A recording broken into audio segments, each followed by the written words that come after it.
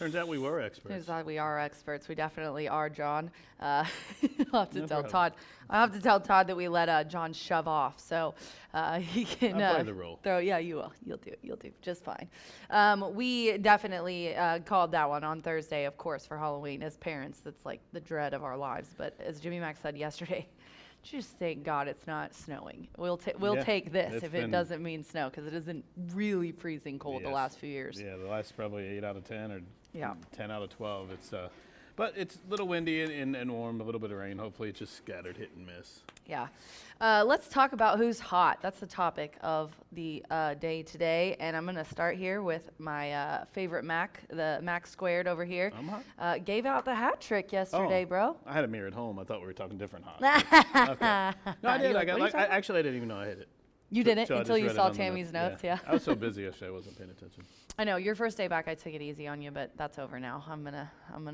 You're broken in. I thought you needed a tightener maybe, Okay. and now I've got you all over the I was schedule. fit enough to go 5.5. and You were? Yeah, we'll stretch out to 6 for You all today. did great. But yeah, the ticket paid $249 for 50 cents for a $48 play, so a little over a couple $100 return, and that's that dollar base bet we have each and every day. I think it's one of those bets that I really enjoy playing. Yeah. Not only the take up, but the dollar base bet. I like when those are increased a little bit. Yeah, definitely. I love the hat. I just like that it's all turf. And it helped that there was a key horse I liked in there that Joe Ramos won, and he's another one that's hot, right? Yes. Oh my gosh, what a professional transition that was.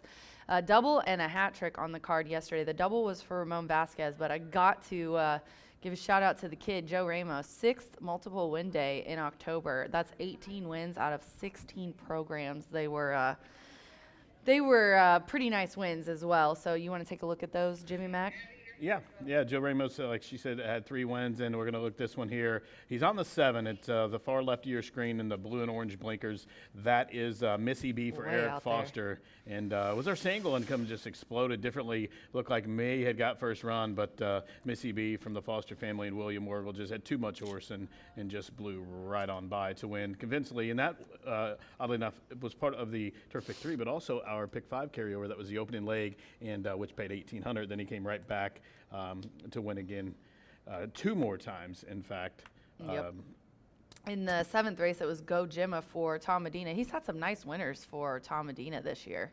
And this one was 1960. I loved your call for this one. It was pretty exciting because look at that. Look at how many horses are coming across there. Yeah, it looked like any one of 6 or 7 could win, and he ranged up. And I tell you, that first-time starter from Shree of Osborne, Polyrhythmic, really fought on, and it looked like Go Gemma was going to go by, but didn't matter. Had the nose down where it counted. Yep, and then we'll go to the 8th race, Forever in Pink. This was for Joel Meha, and a really nice ride. Finally, a dirt win. I had already tweeted out his double, and then I was looking, and I was like, Check Jesus, change. guy. Yeah, seriously. So, yeah, him and DP are the top of the jocks for October for sure. Yeah, they've been both riding good, and Forever Pink, she had a wonderful performance here yesterday. Was really dogged early and was able to fight on and hold off that late Granite's piece. But Ramos riding very well since he's came back from injury, and like you said, Deshaun, he's got 13 wins in October. Many of those for a guy named Steve Fosdick, who's a big supporter of his, who's on fire as well. Yeah, Fosdick is on fire for sure. Let's look at some hot trainers here from Horse Racing Nation that Eddie D sent us. And this is just, for today. So even though we have our overall hot trainers to talk about Well, here it in a helps minute. what we're handicapping today. Who cares about everybody, Amen, right? brother. Amen, brother. When we're looking at the races today, and I've been saying the whole meet, Alex Shard, and when he rides for Brissett, they're got a really good percentage together. But you see the impact percentages over there, and 5 of the last 10 for Rudolph Brissett, and then Fosdick. You just said it. I mean, he's having a really, really nice end of the meet here. Silva, and then Terry Phillips and Brian Clark rounded out. So. Yeah, and oddly enough, Rudy and Alex team up today with an Indiana bred that may get overlooked. So Yep. looking forward to that. And Fosdick is If heating you up. put that horse on top like I did again, I'm going to be kind of creeped out because we really aren't talking about this. Is it that one that they're on the What dirt? race is that? It's a maiden race. Yeah. I'll have to find it. I but like that, yeah. Is it the 6th race? The 4?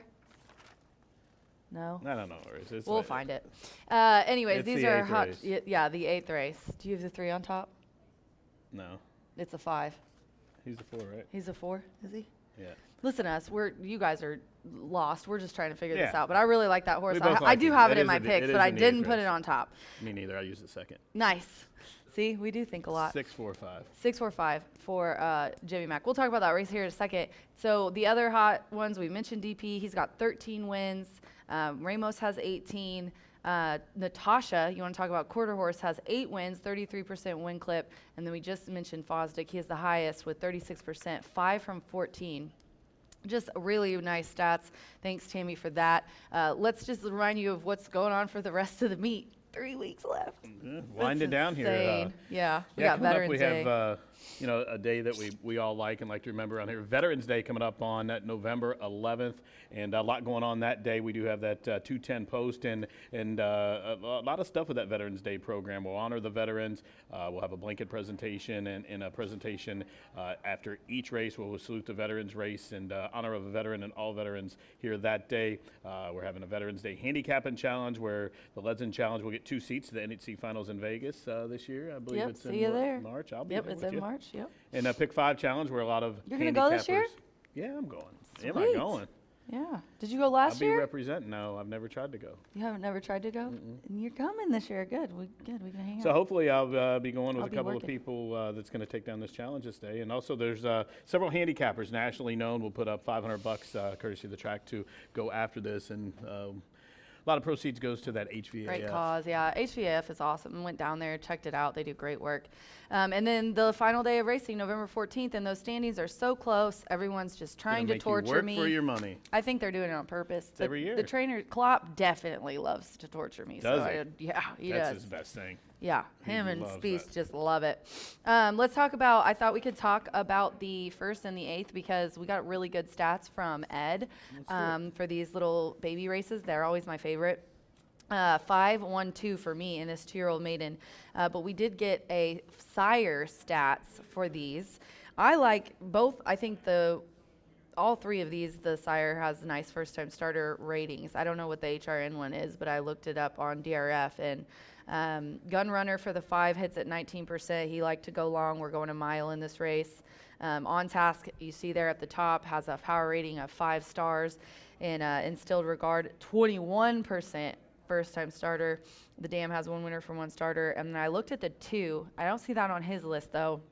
But the 2 also is by Constitution.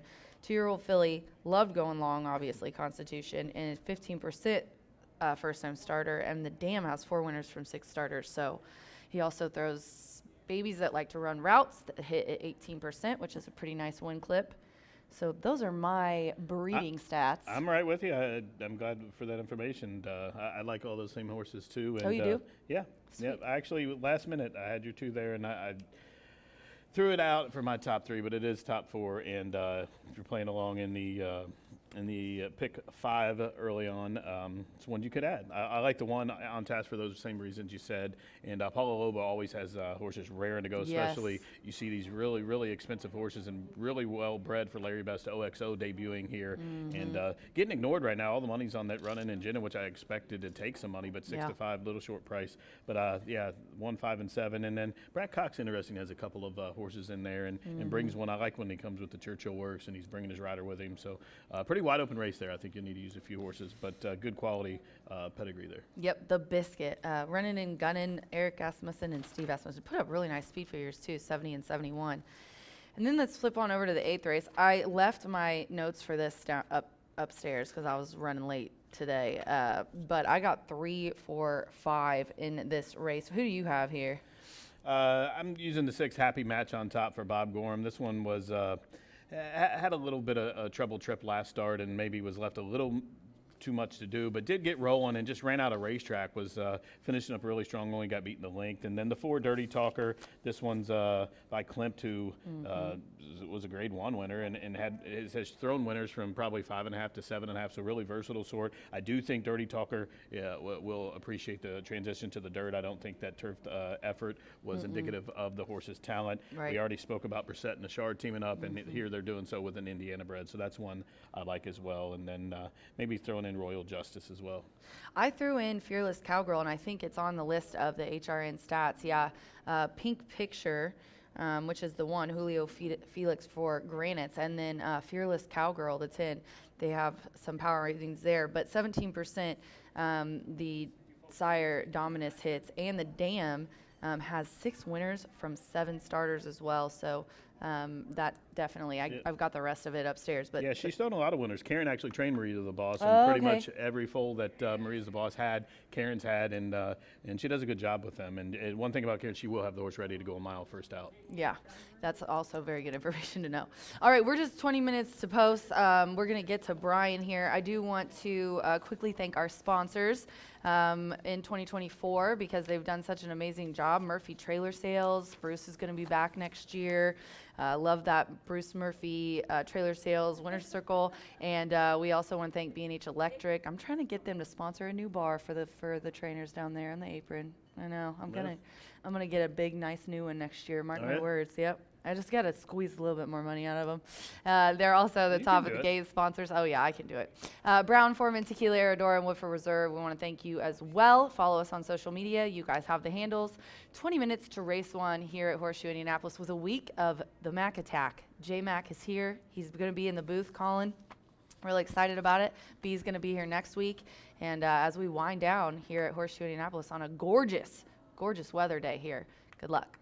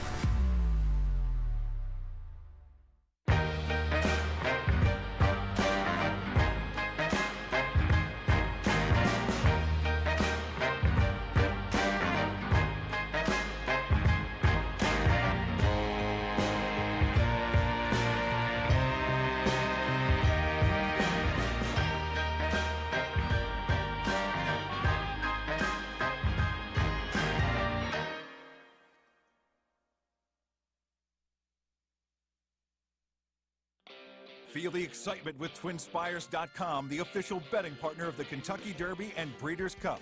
With TwinSpires.com, place legal wagers and watch live horse racing wherever you are on any device. Sign up, play, and win today.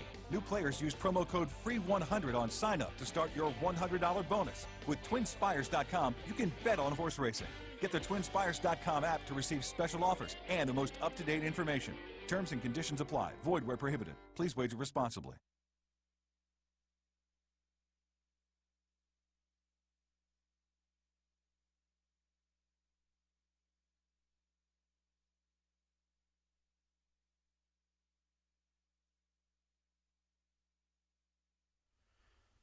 Welcome back to the timely portion of Wire to Wire. Now just 18 minutes away from the lid lifter in here. We've kicked it off with 2-year-olds taking the main stage in here. We've got a couple of nice first-time starters mixed in throughout the card, something that certainly can add some intrigue to your horizontal wagers, especially if you get a good feeling. Maybe you see something like down in the paddock or how they're behaving. And you've got 2 Brad Cox trainees entered in here, one for Godolphin and one for the Smith and Magnier gang in here, and I thought this was a challenging race. I'm not going to overlook OXO Equine either. They have no fear in debuting some very nice horses here at Horseshoe Indianapolis versus elsewhere, and On Task could be that sort. We're going to go 1 mile, 2-year-old fillies, many of them untested, going 2 turns in here. In fact, only Runnin' and Gunnin', your current favorite, has tried 2 turns, and that was 1 mile and a 16th, in which they finished an even running 5th place finish against tougher competition in a 10-horse field. But I think Runnin' and Gunnin' could be up against it with some talented first-time starters, maybe a horse like Take a Look, Marcelino Pedroza Jr. for Brad Cox, and then On Task are the 2. Then I'm going to key in on most. Chapel Street going to be a play against for me. Didn't love what I saw in the morning workouts from Chapel Street. I think that horse is going to need to take a little while, maybe some class relief in the future as well. 1, 4, and 5 for yours truly as we kick off the card, now just 16 minutes away. Speaking of kicking off, we kick off that 15% takeout pick 4 in race number 2, allowance competition, going 5.5 furlongs. There is no scratches and no changes I think Catatonic is the horse to beat, no doubt about it, but certainly horses that should not be overlooked, and maybe an overlay because I do expect Catatonic to take a ton of money. How about Don't Miss Out and Hot Middles? Hot Middles was closing in very well up the rail last time out. Don't Miss Out, probably going to take a little bit more action at the wagering windows, but Hot Middles can certainly time it right in here with Tiana Richardville, who is now a stakes winner after last week. Second time out off the layoff for Hot Middles. I think there's plenty of upside in here. Don't Miss Out deserves a look as well, but Catatonic is the horse that you're trying to beat in the second. Race number 3, low-level claimers. $5,000 claimers going 5.5 furlongs. No scratches, no changes to be reported. Thankfully, a common theme throughout the day. We're going to focus on the inside 5, 1, 2, 3, 4, and 5 in this spot. I really had a difficult time separating this level. They basically take turns beating up on one another every 2 to 3 weeks. They routinely face off, and someone different wins races each and every day. Very rarely do they have multiple victories in a row, because when they do, they oftentimes go up to the allowance level versus stay at this claiming rank. So I'm untrustworthy of anyone in the third. 1, 2, 3, 4, and 5s. We step on the turf course for the first time of the day. Kick off that $1 horseshoe hat trick. Congratulations to our guest announcer, Jimmy Mack, who gave out the horseshoe hat trick yesterday. Paid just under $300. I'm sure he'll have plenty more ticket advice today, and certainly one that I would absolutely pay attention to. 1 mile on the turf course, scratch numbers 11 through 14 out of this event. I think might as well could be any sort, but we have seen horses off layoffs need a race under their belt. Also, the 2, 3, 6, 8, and 9 in this spot are somewhat intriguing. I think Acting Debut could certainly win this race, but why not hyperbolize? Viral going to be calling the shots in here for Ethan West, the 3-year-old Chestnut by Exaggerator, who is 0 for 4, does have a third-place finish, and it came last time out. So a horse who may be getting better with each and every start, has tactical speed, could go to the lead, but certainly does not need it. I like what I see, and I think there's plenty of options for one of our leading apprentice riders in Oscar with Hyperbolize in race number 4. In the 5th race, this is a non-winners of 2, and frankly, I'm a little bit surprised that this horse continues to be at non-winners, because I felt like I've seen Gree Whiz run admirably each and every start this year. 6 second-place finishes, and typically I would label you a hanger or maybe a little bit heartless. That's not really the case with Gree Whiz. This horse has faced some tough competition at the likes of non-winners of 215,000, even tried allowance ranks earlier.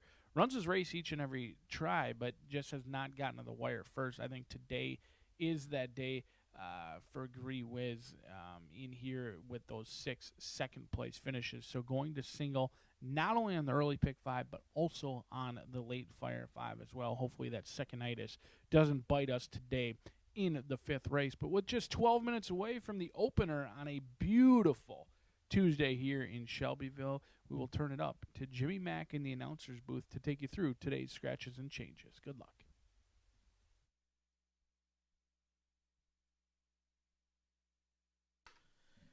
Thank you, Brian Aragoni. Race fans, again, welcome into the Horseshoe Indianapolis Day at the Races here for the 114th racing day of the season this Tuesday, October 29th. And if you'll take out those racing programs, we'll go over today's late program changes. 10 races on the program. We are fast and firm. The first 9 races of the thoroughbred variety. The 10th and final, a 300-yard dash for the cash for the 2-year-old quarter horses. Now, kicking off proceedings here in the early pick 5, race number 1. In the first race, there is an overweight. Overweight for number 5, Running and Gunning. The apprentice is 2 pounds over. Number 5, Running and Gunning, the rider 2 over. Second race, that Indiana bred filly 2-year-old allowance race kicks off the early pick 4. In race number 2, the 3, the Flint Express. That bug boy is 3 pounds over. On to the third race, and race number 3, we have an overweight for number 9, Good Sugar. The apprentice is 1 pound over. Fourth race, the first leg of the Horseshoe Hat Trick Turf Pick 3. As we head out to the turf course, where the turf rail is at 48 feet, the turf is firm. Now, in the fourth race, number 2, Might As Well. Might As Well, please note, is a first-time gelding. The two Might As Well will be racing for the first time since undergoing that ultimate equipment change. Now, there are scratches of the 11, 12, 13, and 14. The also eligibles 11, 12, 13, 14 all have been scratched out of the fourth. Fifth race kicks off the late Fire 5 with that low takeout. Races 5, 6, 7, 8, and 9, 50-cent base bet. They're in the fifth, and number 5, Gree Whiz, that jockey 4 pounds over. And the rider of the 6, Andale. Andale is 1 pound over the listed weight. Race number 6. We do have 4 scratches. Simply take out the also eligibles. Race number 6, scratch 11, Step on It, 12, Lucky Lesson, 13, Backstretch, and 14, Island Swagger. On to the 7th race. In the 7th race, scratch number 4, Louder Than Words. Number 4, Louder Than Words at 9 to 5 has been scratched. The 5, With Spirit, the rider 5 over. Scratch number 7, Judy Elaine. Number 7, Judy Elaine is out. And also take out the main track, number 11, Fashion Rage. The main track only, number 11, Fashion Rage, also scratched there from the 7th as we're still on the turf. Onward to the 8th race. There's a scratch number 9, Total Luna Eclipse. She'll race tomorrow here. Again, 8th race number 9, Total Luna Eclipse. She is scratched out of the 8th. In the 9th race. 9th race starts at final daily double of the afternoon. Be aware that the favorite, number 4, Gimme 3 Steps, has been gelded since his last start. Will race as a first time since being gelded. Again, number 4, Gimme 3 Steps, is racing for the first time as a gelding. On to the 10th race, the 10th and final. We switch to quarter horse racing. Maiden 2-year-old for the quarter horses to go 300 yards. Be aware, in that 10th race, there is a pentafecta carryover. That 10-cent quarter horse grand high 5 dime base bet carryover, $3,348 and several changes. Number 1, Sachet Lights, the rider is 7 over. Take out number 2, Dashin' Quick Corona. Scratch the 2. Overweight for number 4 is +2. The 6, Our Love Interest, has a change of jockey, make it Aaron Hunt. Aaron Hunt, the jockey of the 6, and he's 7 pounds overweight. The 7 will carry 2 extra. The 8 is +2. The 9 will carry 5 over. The 10, Zahabas Crown, change of jockey, make it Herman Rodriguez. He's 2 pounds over that listed weight. Now be aware, number 11, Tell Her She's a Boss, has drawn in off the also with the defection of the 2, Dashin' Quick Corona. Number 10, Tell Her She's a Boss, she will break from post position 2. Again, number 11, Tell Us She's a Boss, she's into the race, she's drawn in, and she'll break from post position 2 with a change of jockey to Hugo Macias, and he'll be 7 pounds over. Scratch 12, 13, and 14. Well, those are the changes at this time. Any additional changes coming in throughout the balance of this 10-race program, I will get those to you as they do so. Just 7 minutes to post. The horses are in the paddock where we'll start our Pick 5 here at 2:10. Good luck.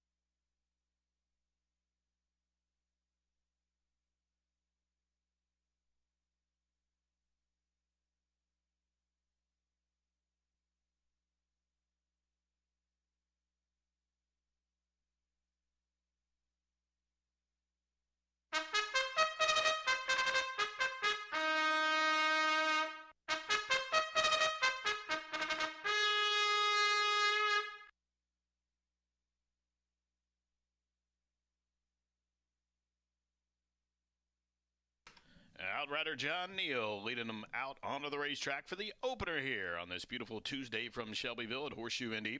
Race number 1's a field of 8 filly 2-year-old maidens to race 1 mile. In this race, number 5, running and gunning, the jockey is 2 pounds over. 8 to go, win, play, show, exact to try, super, daily double, starts pick 3 and kicks off the 50-cent early pick 5 and races 1 through 5. Fast main track on the turf. We are firm today. The turf rail is out 48 feet, 10 races on the program. Race number 1 to kick it off in just a few minutes.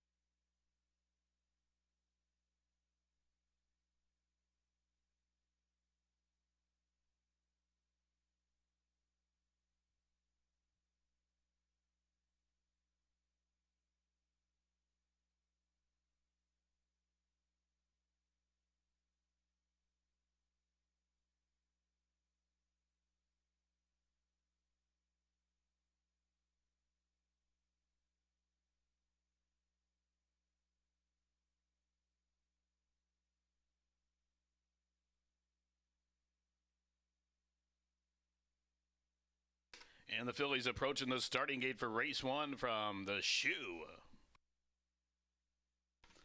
Field of 8 filly 2-year-olds to square off here in the opener.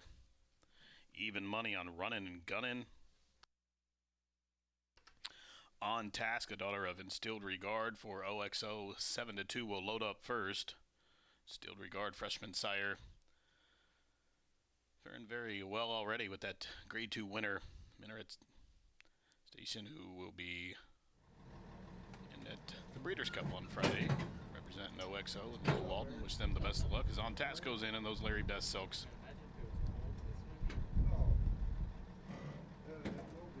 Up comes Chapel Street for Godolphin. Our Pearly. Daughter Constitution out of that multiple stakes. We've seen Mayor take charge. Tressa Admit. She's a half to 2 stake winners, including Grade 3 winner Alms for Claiborne. Here's Take a Look coming up. For Magnier, Tabor, and Smith. And Cloud Angel to the outside.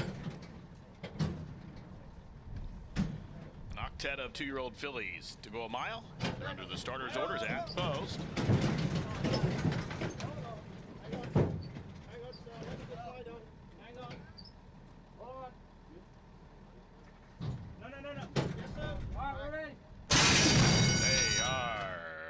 Running and gunning with an alert beginning, but it's Our Pearly who has the most speed, and Admit, the daughter of Blame, on the stretch out is flashing speed too. In fact, they're about 6 deep across the course on the run the first turn. With the lead, it is Our Pearly just narrowly. Up to the outside, Admit applies the heat. And on the extreme outside, Chapel Street as they work around that turn. Then a link for the back down on the inside. On Task, Running and Gunning is right there too. Take a look in between horses. And a couple links for the back to Chapel Street is now second last in World of Honor at the back of the pack. They hit up the backside the quarter, not all that quick. It's on the board 24-3. So slow fractions up top, and they start to really cluster up. And it's Take a Look up to the outside of Admit and Our Pearly. 3 across the course. Cloud Angel is fourth and about linked off those 3. Running and Gunning to the outside of her. On Task is down on the inner rail. She's 6, but only 2 links off the lead. Then a couple links further back, the 2 back markers, Word of Honor. And Chapel Street is at the back of the pack, the half mile, 49-2. Take a Look has a narrow lead from between horses. Admit still right there in the thick of things. Our Pearly has the fence. Now here comes Running and Gunning for the Asmussens. Ranges a closer fourth, doing it well in hand. And Chapel Street starting to catch the eye from the back of the pack. 1 quarter to go. And here come the juvenile fillies to the top at home stretch. And the 3 of them have been across the course for the entire journey. It's Take a Look, Our Pearly, Admit. And now Running and Gunning comes to join them. Meanwhile, On Task is looking to get a split as Running and Gunning shifting ground in Chapel Street. It's starting to unwind. Here comes the daughter of Street Sense. It's wide open as Running and Gunning has the lead. Chapel Street down the center. Running and Gunning. Chapel Street photo. Running and Gunning, I think, held a half aside to Chapel Street, who was all over the course. Then it was Admit, who fought on well to be third. On Task was fourth in 140-2.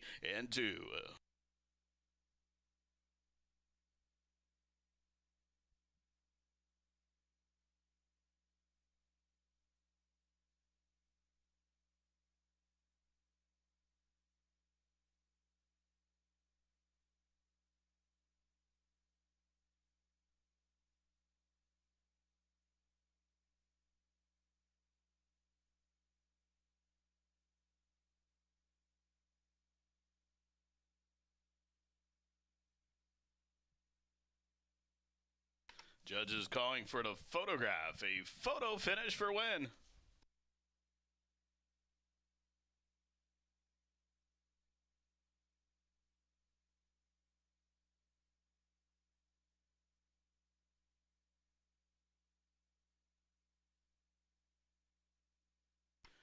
Result of the photos, show number 5, Running and Gunning held. Number 6, Chapel Street, who was second. Third, number 3, Admit. Fourth, number 1, On Task. 5, 6, 3, 1. Running and Gunning. Daughter of Gut Runner out of that Empire Maker mare. Charity Bell gets it done here. Apprentice Eric Asmussen up top. For his Hall of Fame father, the Doug Scharbauer Silks. Eric Asmussen now, I believe, just 1 back of Oscar Villarreal for that Juan Saez Apprentice Award race. course, Eric has to be one of the leading contenders for the Eclipse Award this year, based off his wins and purse earnings.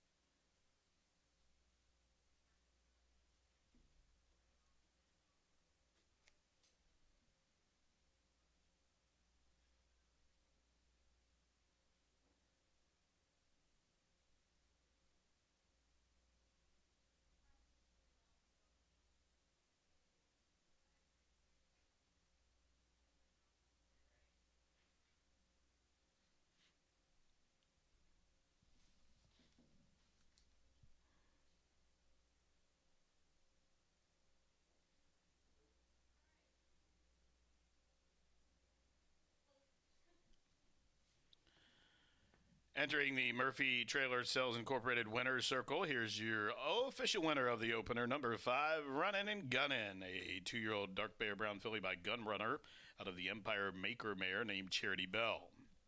The winner's owned by Doug Scharbauer, trained by Steve Asmussen, and ridden to victory by the Bug Boy, Eric Asmussen.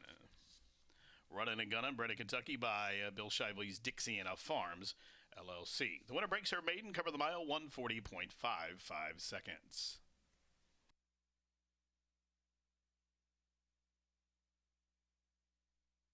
Price is up. The favorite at 7-5 returns 480, 320, and 210. Exacta was 5 and 6, 27.60. The 50-cent try with admit on the bottom, 67.05, and the 5631 dime super, $40.02. Second race is up next. Starts at early pick 4. Reminded the overweight on the 3, the Flint Express. The rider 3 pounds over. 5.5 on the main. 2-year-old allowance race for the Indiana bred fillies will be at the gate at 2:41 in 19 minutes.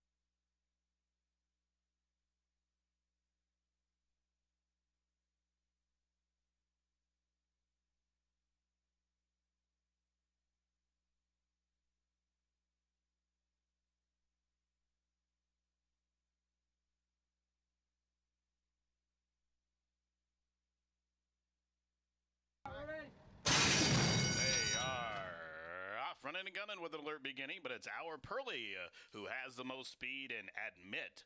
The daughter of Blame on the stretch out is flashing speed 2. In fact, they're about 6 deep across the course on the run the first turn. With the lead, it is Our Pearly, just narrowly. Up to the outside, Admit applies the heat. And on the extreme outside, Chapel Street as they work around that turn. Then a link for the back down on the inside. On Tash, Running and Gunning is right there, too. Take a look in between horses. And a couple links for the back to Chapel Street is now second last in World of Honor at the back of the pack. They hit up the backside, the quarter, not all that quick. It's on the board 24 and 3. So slow fractions up top, and they start to really cluster up. And it's Take a Look, Up to the outside of Admit and Our Pearly. 3 across the course. Cloud Angel is fourth and about linked off those 3. Running and gunning to the outside of her. On Task is down on the inner rail. She's 6, but only 2 links off the lead. Then a couple links further back, the 2 back markers, Word of Honor. And Chapel Street is at the back of the pack, the half mile, 49 and 2. Take a look. Has a narrow lead from between horses. Admit still right there in the thick of things. Our Pearly has the fence. Now here comes Running and Gunning for the Asmussens. Ranges a closer fourth, doing it well in hand.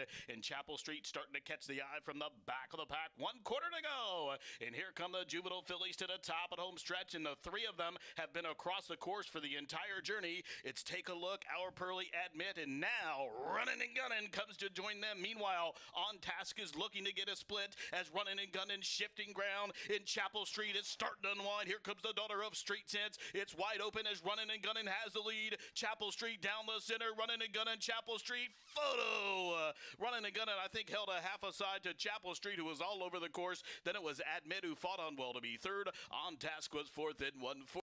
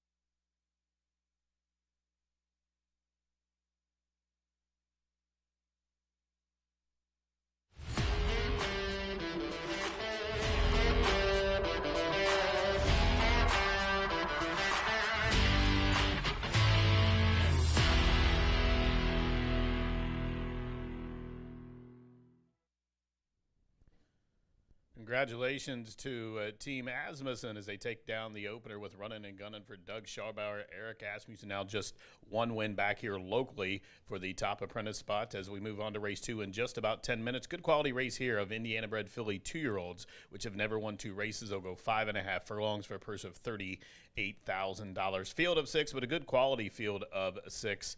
And currently right now at 3-2, number 6 Catatonic. I don't think those odds will hold. I think probably be somewhere around probably a $3 horse when it's all over, maybe 1-2 or so. But Catatonic certainly on debut appeared to be any kind of horse for an Indiana bred. She's a daughter of Gift Box, who's a freshman sire, but I think he's had 7 winners already, probably from somewhere around 70 starts. And the mare's had 5 to the races, 4 winners. And when Riv unleashed this one back on September 16th, she just ran them off their feet and didn't have the greatest of start, was kind of hooked early, but then just ran away from him in the end and was a complete hammerlock late under David Cohen, who has the return call.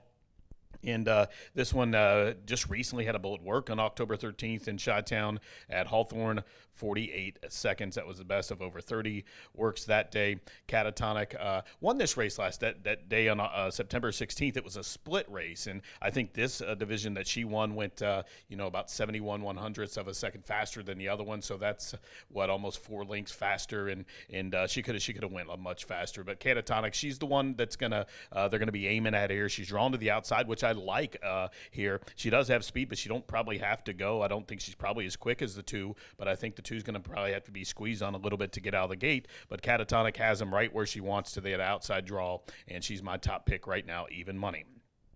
Now for second, number 2, Don't Miss Out. This one comes from the barn of Gennaro Garcia, and this one I think I had the unfortunate opportunity of going up against an Aaron West piece last start named Elegant Justice, and went out there to try to hook her and ended up getting ran down for second by Hot Middles, who's in this race I'll speak of in just a minute. But Don't Miss Out was trying to go with a horse that is 3 for 3 here, named Elegant Justice from the West barn. In fact, that horse is a stake winner, went and tried Prairie Meadows against Open Company and was second to a horse from, oddly enough, Larry Ravelli's barn, who that one came back in its next start, was second at Kentucky Downs. But Don't Miss Out had to run against Elegant Justice and chase her around there, and I think that's probably why she lost second. I think with that tightener under her belt, cut back to 5.5, I think she's the main opposition, if there is any, to Catatonic. But I'm using her for those reasons in the second spot. And Hot Middles, number 1, down to the inside for Tiana Richardville. And Hannah Leahy has a return call, is my third pick in here. And in fact, she beat my aforementioned second choice last start. But she had everything her own way to be on to run somewhere in behind Elegant Justice to get that second spot. She rallied up the rail and was really rolling that day. But like I said, Don't Miss Out had to chase that top horse in that race, and Hot Middles picked up the pieces. I do like Hot Middles. I think she's a very talented daughter of Klemp, this Indiana bred, owned by Thirsty Acres Racing up Tiana. I don't know that I like the rail draw at the 5.5 furlong distance. She's going to get out kicked. She's going to get shuffled back. She will come running. I just don't know that the distance is to her liking. She did run second on debut at 4.5, then she won at 5 furlongs, but with the rail, I'm going to use her in my third spot for those reasons. She has a healthy price, though, currently 5-1 right now, as the Rivster has Catatonic in here, even money, and I'm all about the Riv here with number 6, Catatonic, David Cohen, my top pick here in race number 2. It does start the 50-cent pick 4. Just about get riders up orders here shortly as we have 6 minutes to post. 6-2-1 for me. Good luck to you.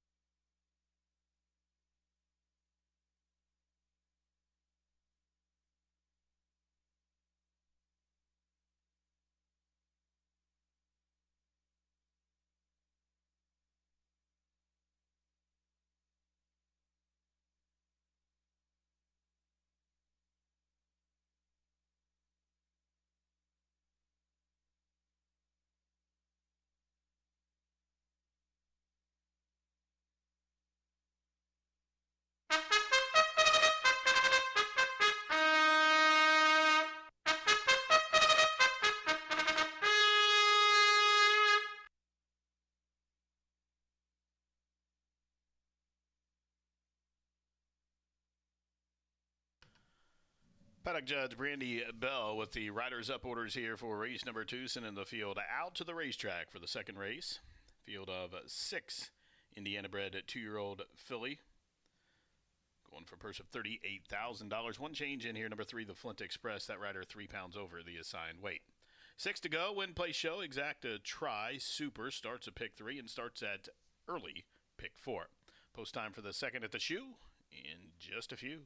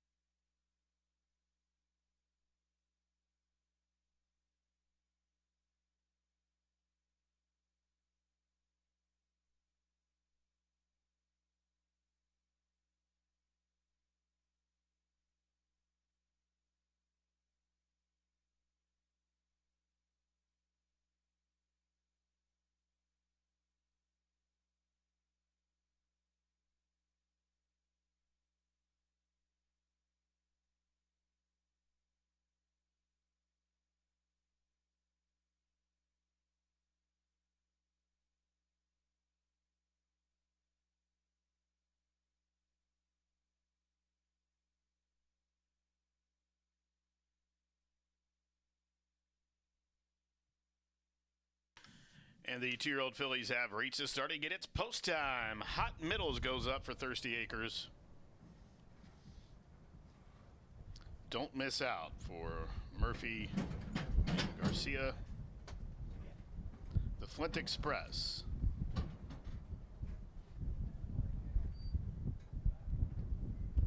Also owned by Southwest Racing. Gennaro Garcia has 2 in here. Trying to get back on top of the standings here. Matoli Secret coming up for Elliott and Dent. Sorry, Not Sorry. Sorry, Not Sorry. Daughter Good Samaritan at 14-1. Goes in, just waiting on the gray. Even Money Catatonic Daughter at gift box. Patricia's Hope Silks, so owned by John Gregorio's Norwood Stables and Wayne Sure. Catatonic and David Cohen for the rib up to the outside field of 6 at the post. Hot Middles active in the gate. She settles.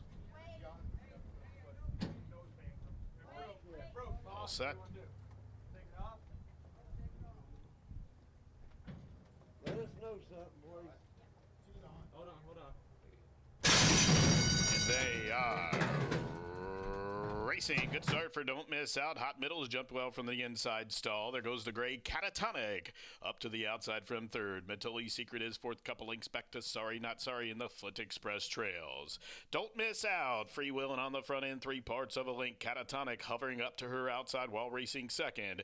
Down on the inside, Hot Middles is third, about 2 off the pace. Matoli Secret parked out in the 4-path there from fourth. Couple links back to Sorry Not Sorry in the Flint Express. 2x2x2, rounding the turn with 5/16 to go. Here comes Catatonic up to challenge pace setting Don't Miss Out. As Matoli Secret's being shoved up on to go get him. Hot Middles rides the fence again today as they reach the top of home stretch, and Catatonic clawing her way to the top to the outside of Don't Miss Out, who's still fighting. Hot Middles is going to angle toward the fence once again, but with a furlong to go. Don't Miss Out still holding Catatonic. These hook up in match race mode, and Don't Miss Out holding Catatonic in Hot Middles. And Don't Miss Out, she didn't have to deal with Elegant Justice today. They had to deal with her, and Don't Miss Out, now a 2-time winner. She won by about 3 in the end. Catatonic and Hot Middles photoed for the Miners in the running time for the winner, 105-1. Don't Miss Out for Bruce Murphy and Southwest Racing, gate to wire.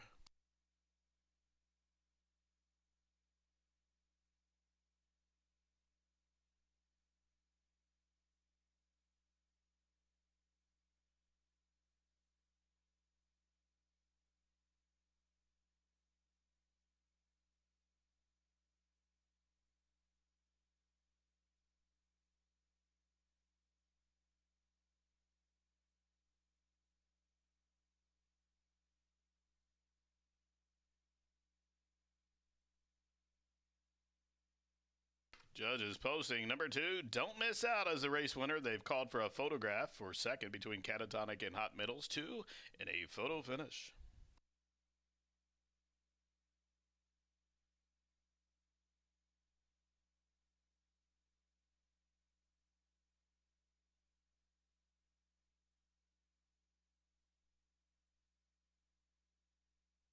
Results of the photograph show the 6 Catatonic held second, third the 1 Hot Middles, fourth goes 4 Matoli Secret, 2-6-1-4.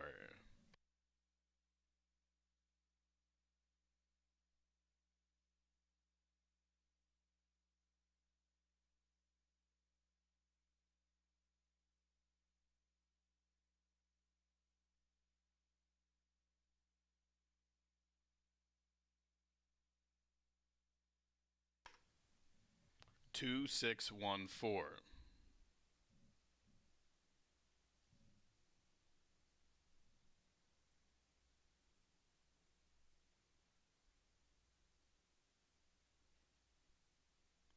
Well, that second split is where she made him pay. They allowed her to go 24 seconds in that second split to that half, 46-1, and they was never getting by her. Don't Miss Out, well rationed up top into the winner's circle. A 2-year-old bay daughter by Gormley out of the quality road mare named Nita Yuma. The winner's owned by Southwest Racing Stables Incorporated of Gennaro Garcia in partnership with Bruce and Lori Murphy. The winning trainer, Gennaro Garcia, and Manny Esquivel with that well-rationed ride up top. Don't miss out, a two-time winner from 5 starts, bred in Indiana by co-owners Bruce and Lori Murphy.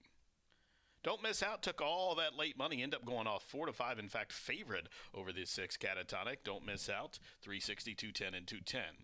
Exacta 2-6, $8, 50-cent try, $3.05. The double, $13.60. Dime super, $2.19. Up next, the third race. A Indiana-bred claimer to go 5.5 on the main.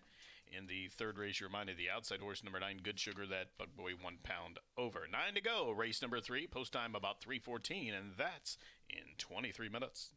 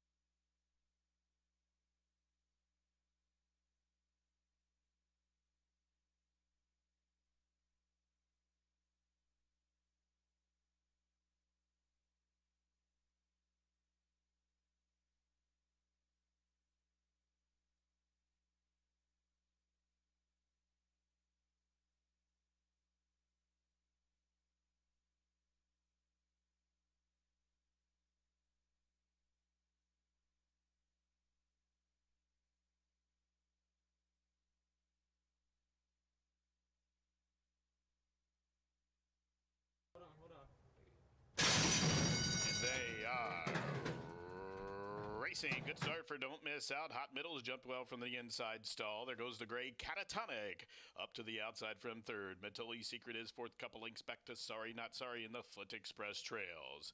Don't Miss Out. Free Willin' on the front end. 3 parts of a link. Catatonic hovering up to her outside while racing second.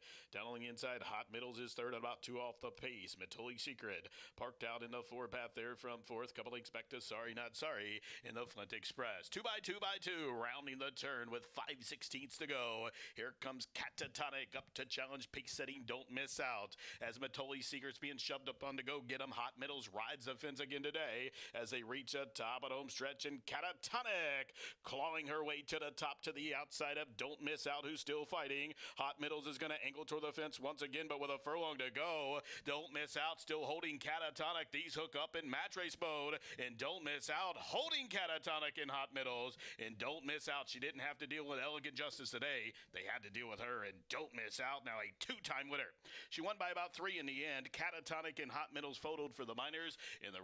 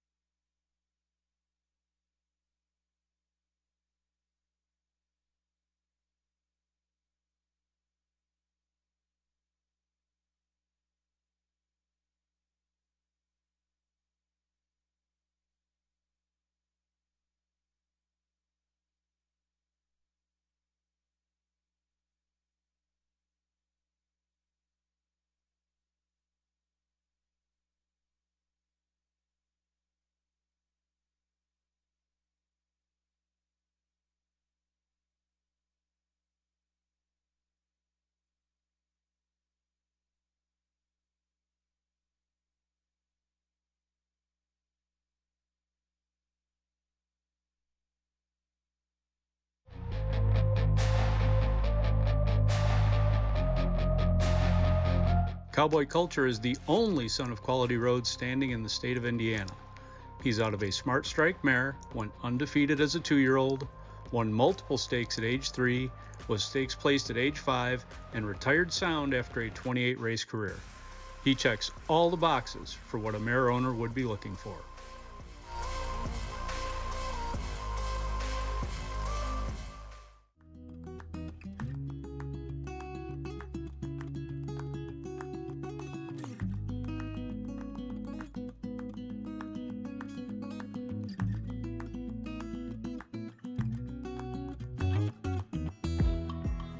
It is the best day. It is Chef B Day when I get fancy lunch so that I can show you guys what's offered on the menu. Best thing we've ever come up with.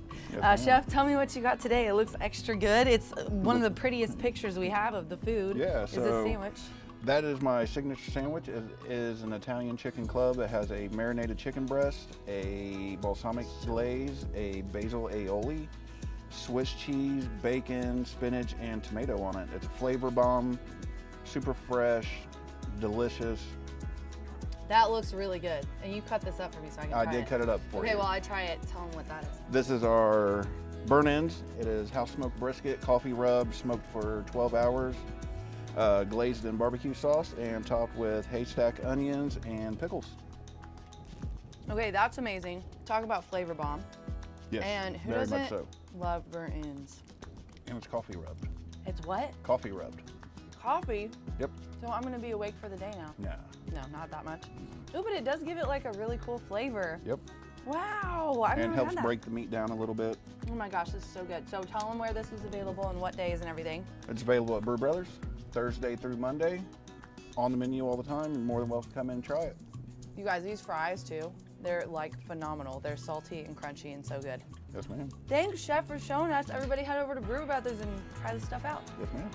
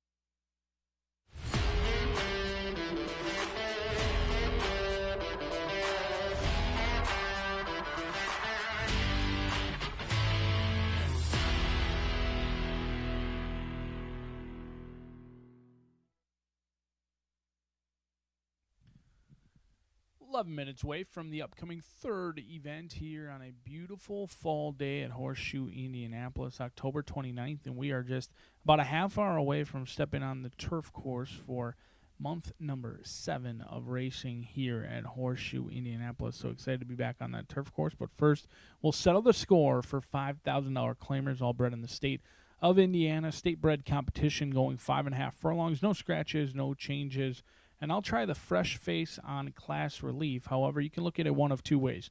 A red flag class drop, or all signs go for a trainer who's been winning at a lights out rate and would like to get him and his team leading trainer supremacy over the rest of this field. Dioro's Wish hasn't been seen since May 23rd earlier this year off of a good second place finish behind Butch's Best, who's gone on to exit that race and enter in multiple stakes races. But Dioro's Wish comes in off of about 4 to 5 months of a little bit of a break and comes in for a tag of $5,000. However, we've seen the Klopp gang make this move in the past. Have been concerned in the past and been dead wrong. His horses have just gone on to win by 5-6 lengths at their will, really. Even money on the board. DRF projections indicate as low as 1 to 2. Joe Ramos going to be aboard for Randy Klopp, his first call rider, in my opinion. Dioro's Wish certainly going to be a lot to handle on the racetrack today, unless there's a reason this horse has been off for 5 months now, in for a tag of $5,000. So there is a little bit of concern or caution. However, it should not be overlooked that Klopp and Gennaro are in a wicked duel to the wire in here for the top of that trainer standings, and that could play part in Dioro's Wish's drop, as the 5-year-old is out of condition, 6-time winner, looking to push those earnings over $200,000 today. The horse to beat, but maybe not the horse to bet. Much better value right next door on the starting gate is the 4-year-old by Lantana Mom, known as Spot on Justice. Edgar Morales and Tony Granite's going to team up in here with this 3-time winner, who's finished second 5 times, a good 4th place finish last time out, in which they showed speed, held on very well until late, and I noted that they won the battle but ultimately lost the war. And what I mean by that is when they win the battle, there was a wicked speed duel up front. They held on the longest of the horses that were on the lead, ultimately giving way to the top 3 finishers. The winner that day was Leo Springs, who rallied from the back of the pack, and they went very quick, 22-1, 45-3 that day. I think Spot on Justice is a horse who wants to be on the lead. I think he's favorably drawn to some of the other speed in here. I don't see a whole lot of speed outside of him, so even though he's in post position number 4, it looks like he'll be able to pick his poison on where he wants to be and if he wants to duel with Oro Azteca or sit just off the flank. But 4-1, a great price on Spot on Justice. And Oro Azteca, unfavorably drawn the rail, certainly has the shortest way around the racetrack per se, with speed, which is always nice. But you do have speed to the outside, and the rail draw is never necessarily ideal. However, it may not be that much of an issue if this horse has a ton of speed. In each and every start, this horse has had the lead at the first call. In fact, the last 5 races in a row has not only had the lead, but been well clear of the second place finisher. It's been finding the finish line that has been elusive for Oro Azteca. This 5-year-old is winless on the year with 2 seconds and a third, has been at this $5,000 claiming race. Ranks the last 2 races. They did try Open Company on the turf and again finished second. So that's certainly a concern that this horse has a little bit of seconditis, but anytime you have speed, you therefore have a big chance. Has been the beaten favorite the last 2 starts, and now the bettors jump off. Maybe it's time for you to jump on. Bet down to below 3-1 the last 2 starts. Now really nothing changes. Same class level and going to be double that, 8-1 on the board for the speedy Oro Azteca, who has the plenty capable Santo Sanger in the saddle. 3-4-1 as we battle it out for race number 3 on a beautiful day at Horseshoe Indianapolis.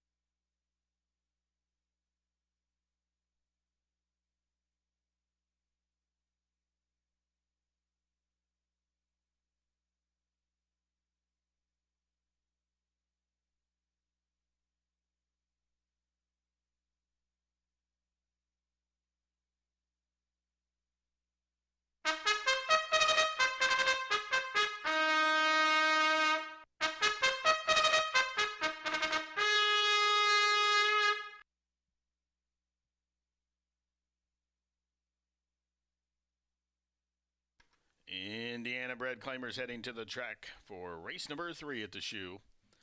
It's a race for registered Indiana breds who have not won a race this year or never won 4 in their lifetime. Claiming price $5,000. They'll go 5.5 furlongs. Field of 9 to go.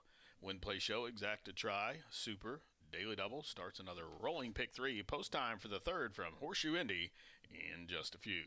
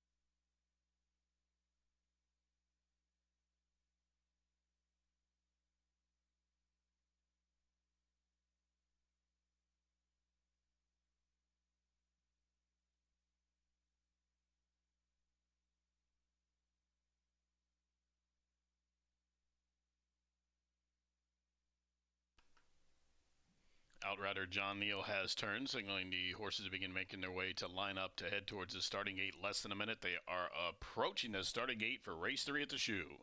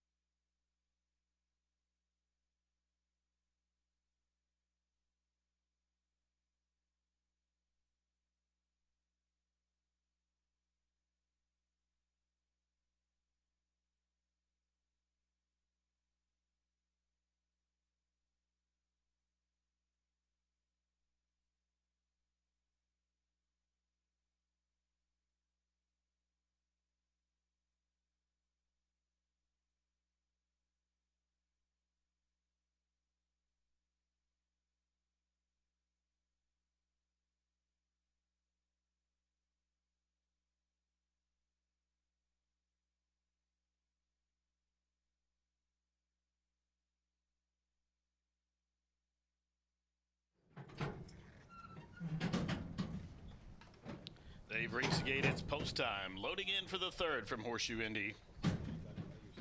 Even money on Doro's Wish for Spies Klopp and Cynthia Claremont. Doro's Wish racing in memory of Dennis Claremont, longtime horseman. Dossier going in, just waiting on the great Good Sugar. Good Sugar's in. They're at the post.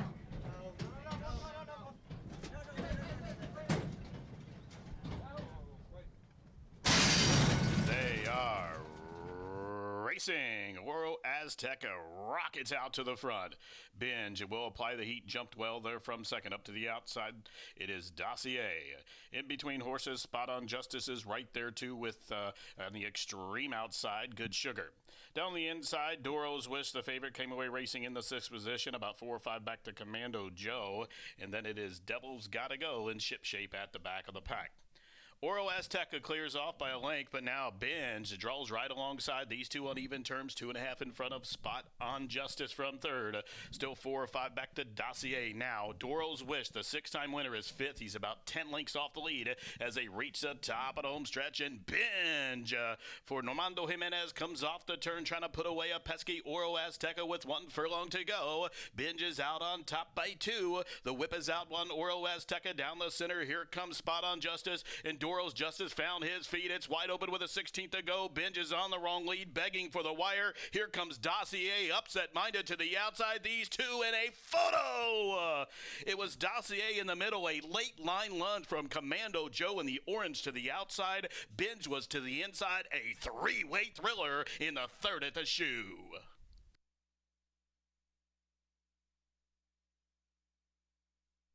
Photo finish.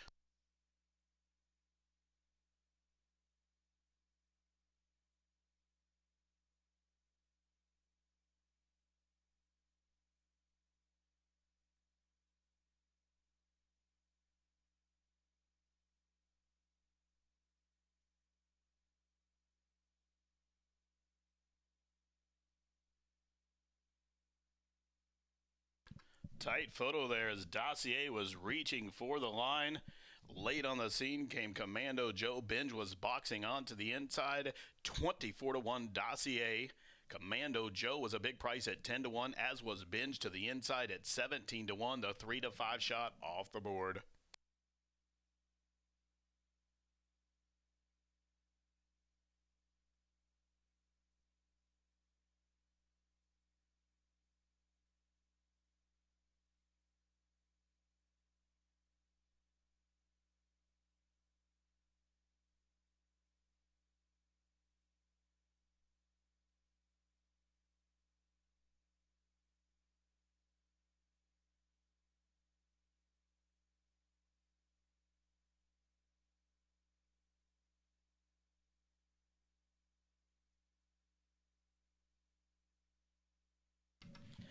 And number 6, Commando Joe, gets up to the outside to win it. Second, number 8, Dossier.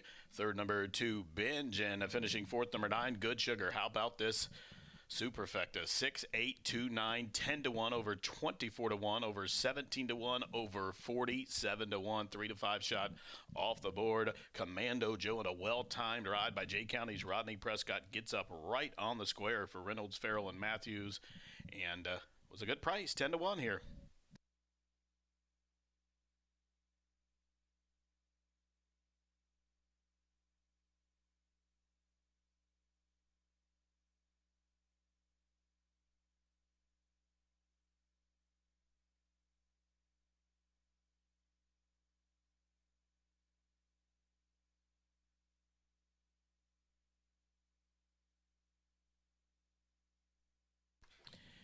Into the winner's circle under a well-timed ride by Rodney Prescott. Here's number 6, Commando Joe, who nips him at the line.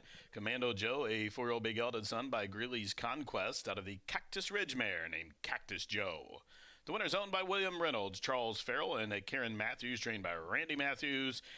And Portland, Indiana's Rodney Prescott up top. Number 6, Commando Joe, now a 4-time winner from 14 starts. The winner bred in Indiana by Randy Matthews and Charles Farr. The winner gets up on the square, covering the 5.5 furlongs, 105.74 seconds, returning 23.80. 10.40 in the middle, 7.60 to show. Pick 3, $73.45, and the winning exact of $341.40.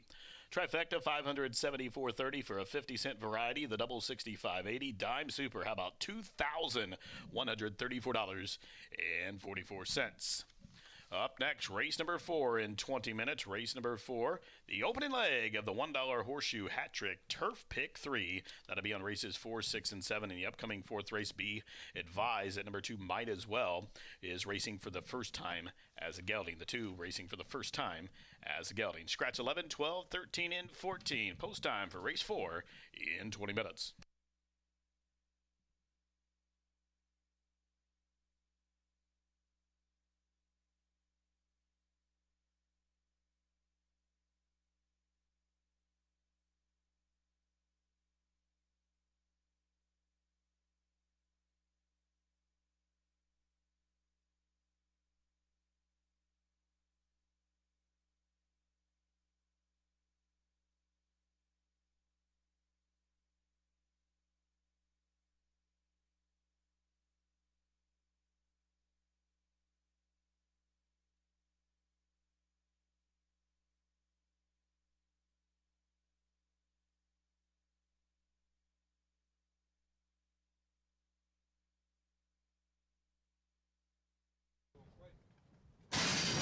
They are racing. Oro Azteca rockets out to the front.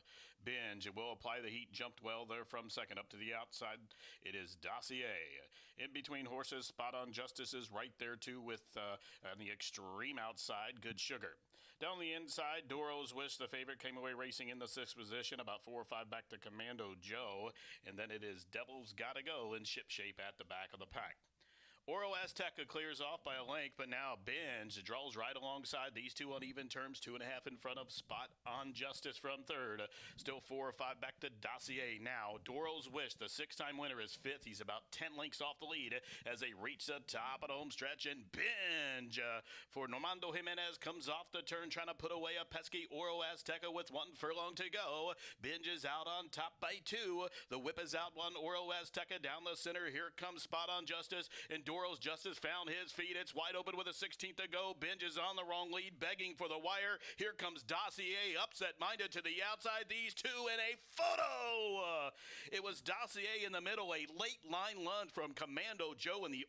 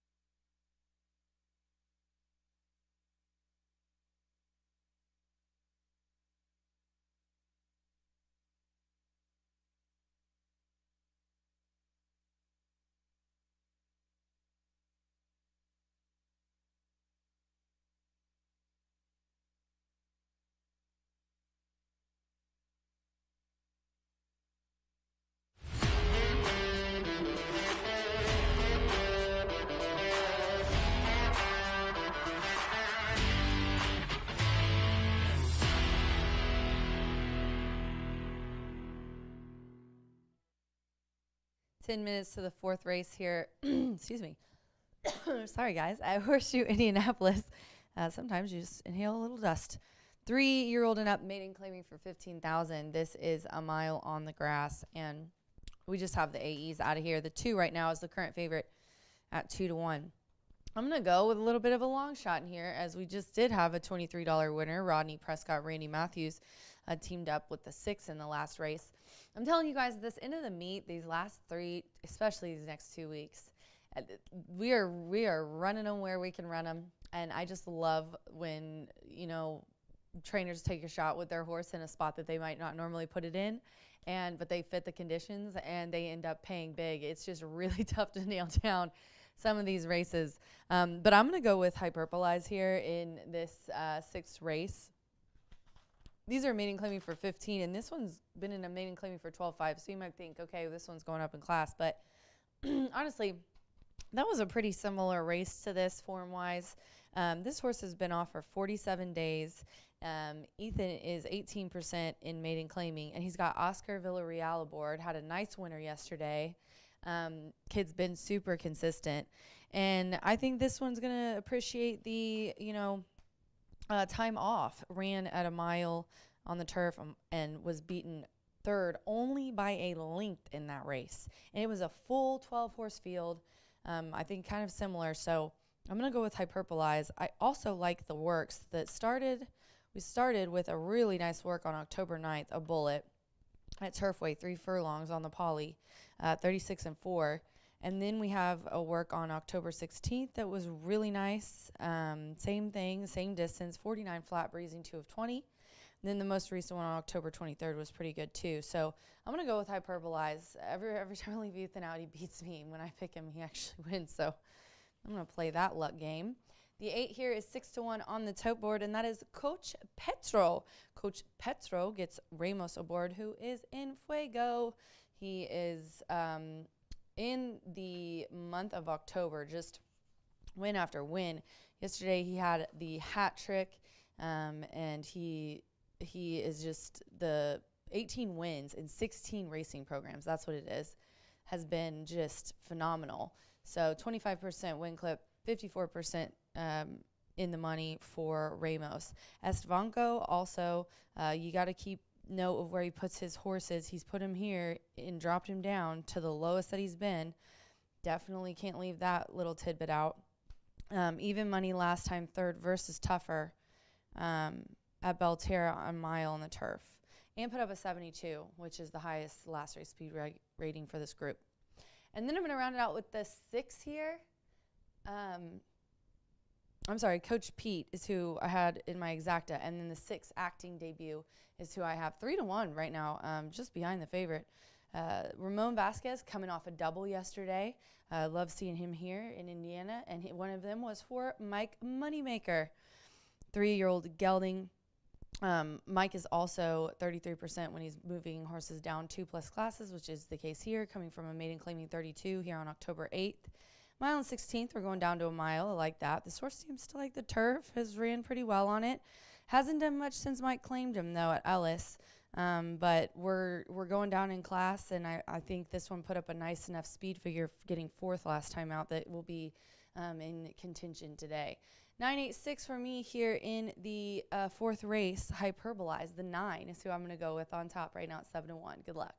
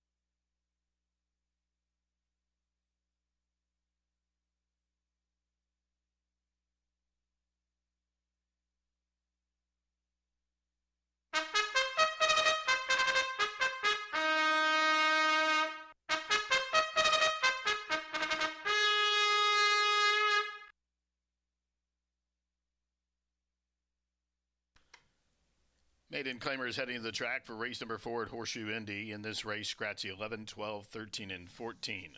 11, 12, 13, and 14 are out. Be aware the 2 might as well. Has been gelded since his last start there in NOLA. Again, has been gelded since that last start, so is racing for the first time as a gelding.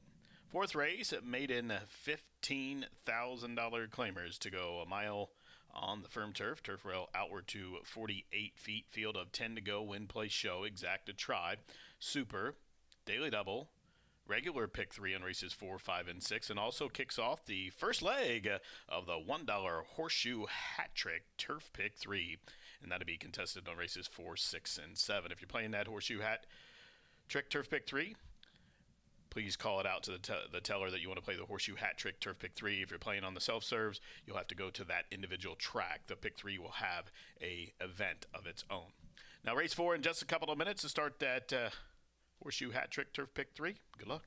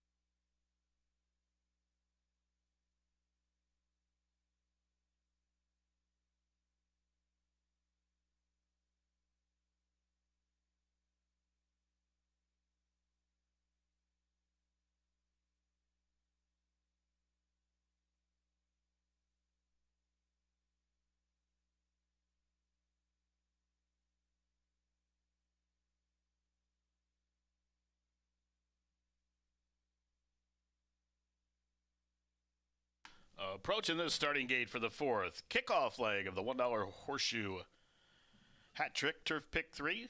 Those 3 turf races, 4, 6, and 7 involved in this wager. Also the regular Pick 3 offered here on races 4, 5, and 6. 3 for 2 on acting debut, taking that drop-in class. The son of an Oscar performance for Paradise Farms and Maker. They had a win together on the card yesterday with Ramon Vasquez, who's up here on acting debut for this 15 maiden. Now they're crossing over to the turf course. We'll go a mile here. Maiden 15 claimers. Purse 25 at $1,840. In goes Fielding Lewis. Fielding Lewis and McKenna locked up. Moving forward comes Make the Bed for Patrick Rhodes and AJG. Might as well. That first time gelding into line. Collator. Jerry Romans Jr. and Michelle Lovell.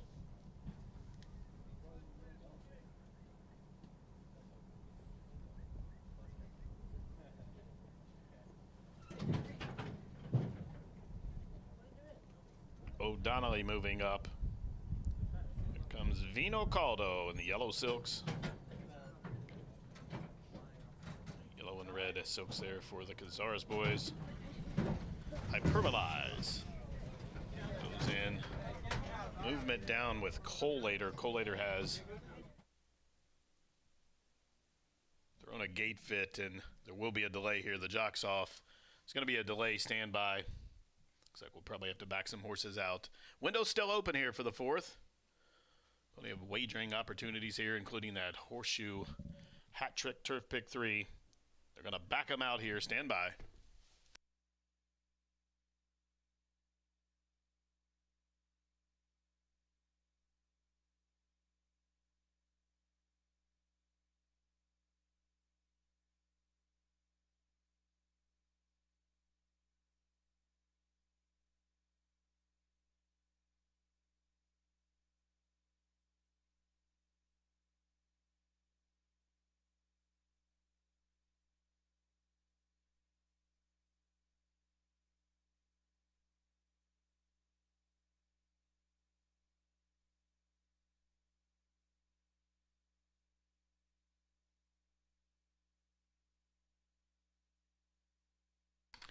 Now, race fans, we do have a late scratch in here. Number 3, Collator, has been scratched by the stewards on advice of the veterinarian. Again, number 3, Collator, is a late scratch here on advice of the veterinarian.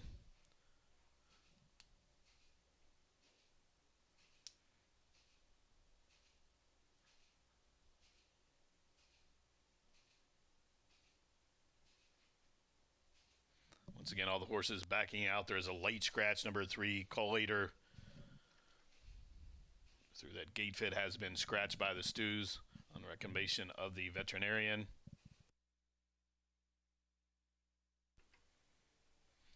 If you had the 3 in the pick 3 ending here, the ongoing pick 4 and ongoing pick 5, if you had the 3, you'll be transferred over to the post-time favorite.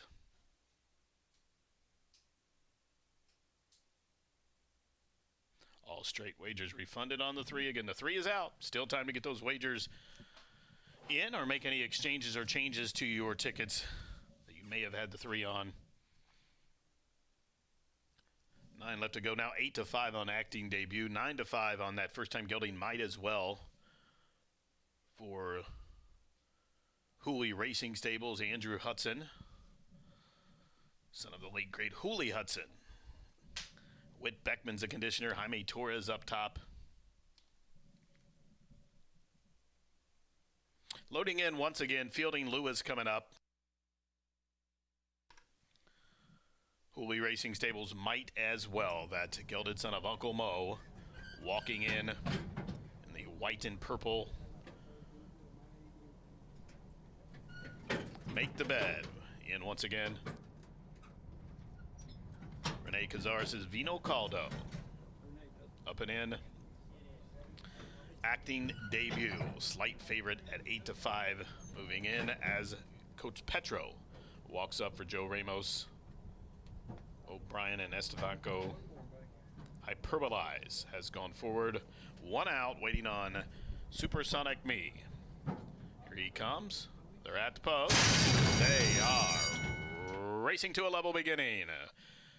Vino Caldo wins the break, flashing speed as well, might as well, and from the outside, Hyperbolize, that son of Exaggerator, keyed up, and these three lead the charge by the stand for the first time. Coach Petro taken in hand from fourth. The gelding might as well is down along the inside. There goes Acting Debut. Then it is O'Donnelly Supersonic Me, a couple lengths further back to make the bet, and Fielding Lewis. Rounding the turn, they're really strung out in behind that gelded might as well. So might as well shows the way by a length. Vino Caldo racing in the second position. Now Hyperbolize broke sharp, has been wrangled in hand back into third. The favorite is towards his inside Acting Debut down along the inner rail.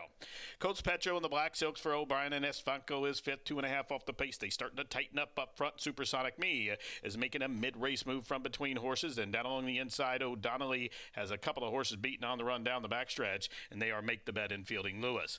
Still a dozen lengths from top to bottom. They passed the half in 48 seconds flat. Might as well with that late money on it, 6-5, 3 parts of a length to Vino Caldo there from second. Acting Debut from third. Up to the outside, Hyperbolize is racing in the fourth position. Supersonic Me is right there. Now Coach Petro starts to lift off for Hot Rodding Joe Ramos as they reach the top of the home stretch. Vino Caldo, the big long shot, upset minded as Might as well will cut the corner. Top of the home stretch, Might as well leaves the fence open in Acting Debut. Comes on through and scraping that paint up to the outside. Hyperbolize, long shot. Vino Caldo still boxing. Might as well trying to tighten that hole on Acting Debut. Launching late. Hyperbolize coming after Might as well. Might as well hanging on. Might as well. That first time gelding gets it done for Holy Racing Stable and Whit Beckman and Jaime Torres with that well-rationed ride in 135.74.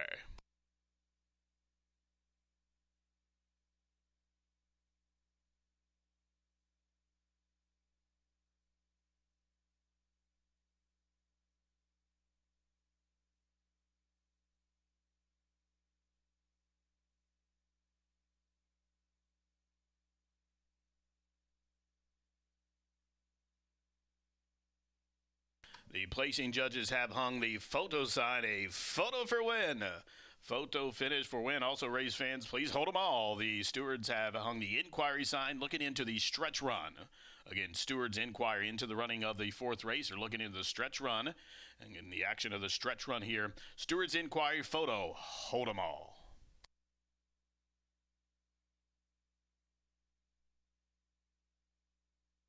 Result of the photo as it comes down, the photo sign down shows the top 4 finishers. Winner number 2, Might as well. Second, number 9, Hyperbolize. Finishing third, number 6, Acting Debut. And fourth goes for Vino Caldo. 2-9-6-4. 2-9-6-4. Please be advised the stews have hung the inquiry sign. They're looking into the stretch run.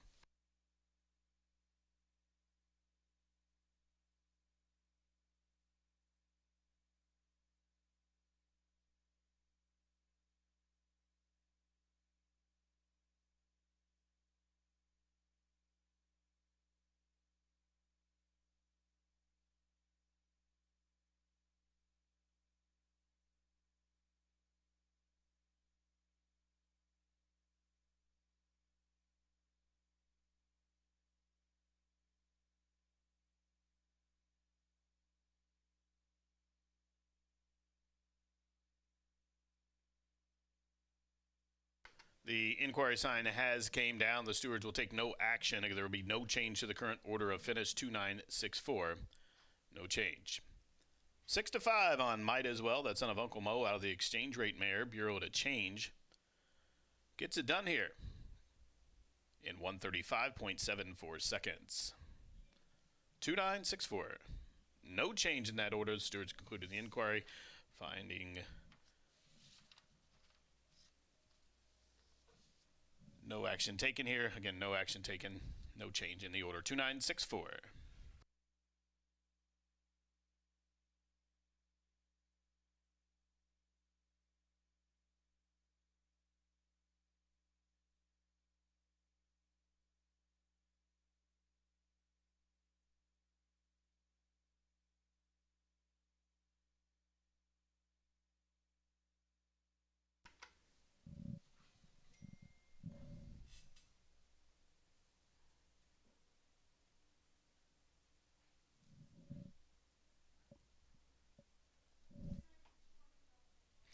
Into the winner's circle, number 2, Might As Well. Might As Well, a 3 Bay gelded son of Uncle Mo out of the exchange rate mare named Bureau to Change.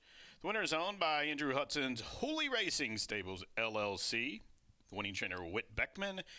And the winning jockey, Jaime Torres. Might As Well breaks the maiden start, number 3. Kicks off the Horseshoe Hat Trick Turf Pick 3 at 460, 320, and 220. The winner bred in Kentucky by Forging Oaks Farm.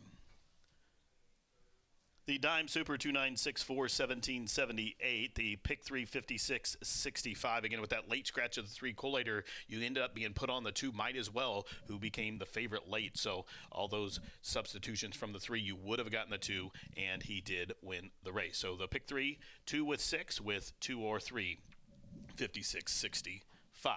Now the exacta was 2 and 9. That 2-9 exacta for a $2 investment, $32.40. The try, $19.40. The daily double, 6 and 2, $107.20. Now the daily double consolation with the 3 was $23.40.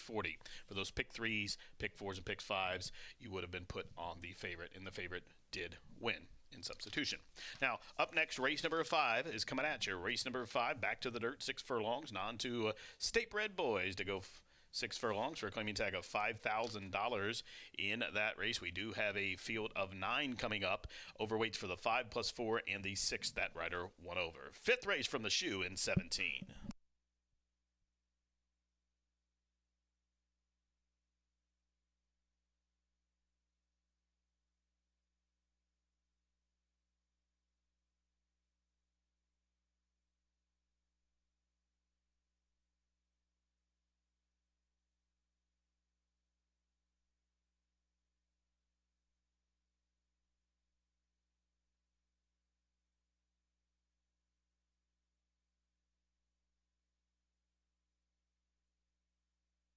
They are racing to a level beginning.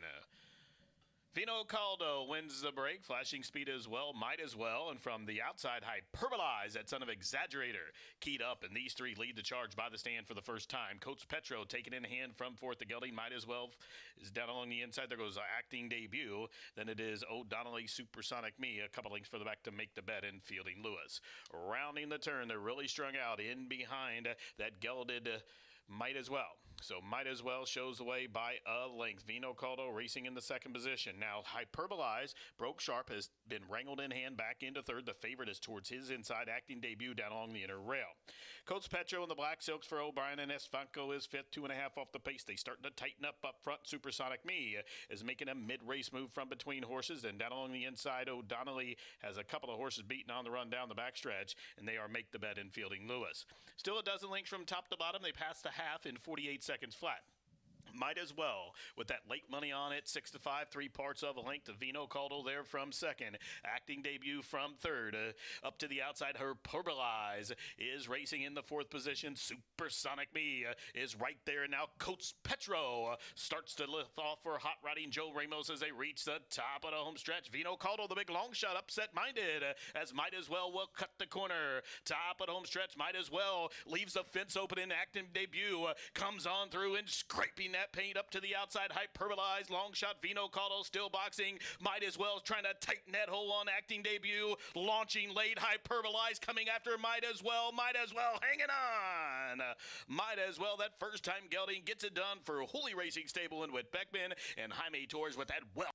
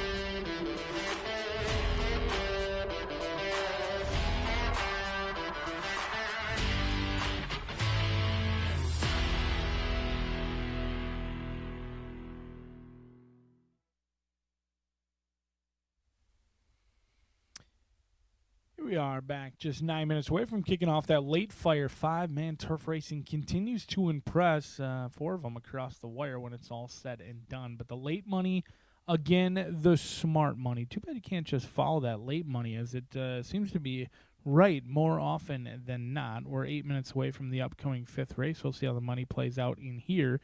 6 furlongs going to be the distance, all looking for their second career victory for 3-year-olds and upwards, all bred in the great state, the Hoosier State, Indiana.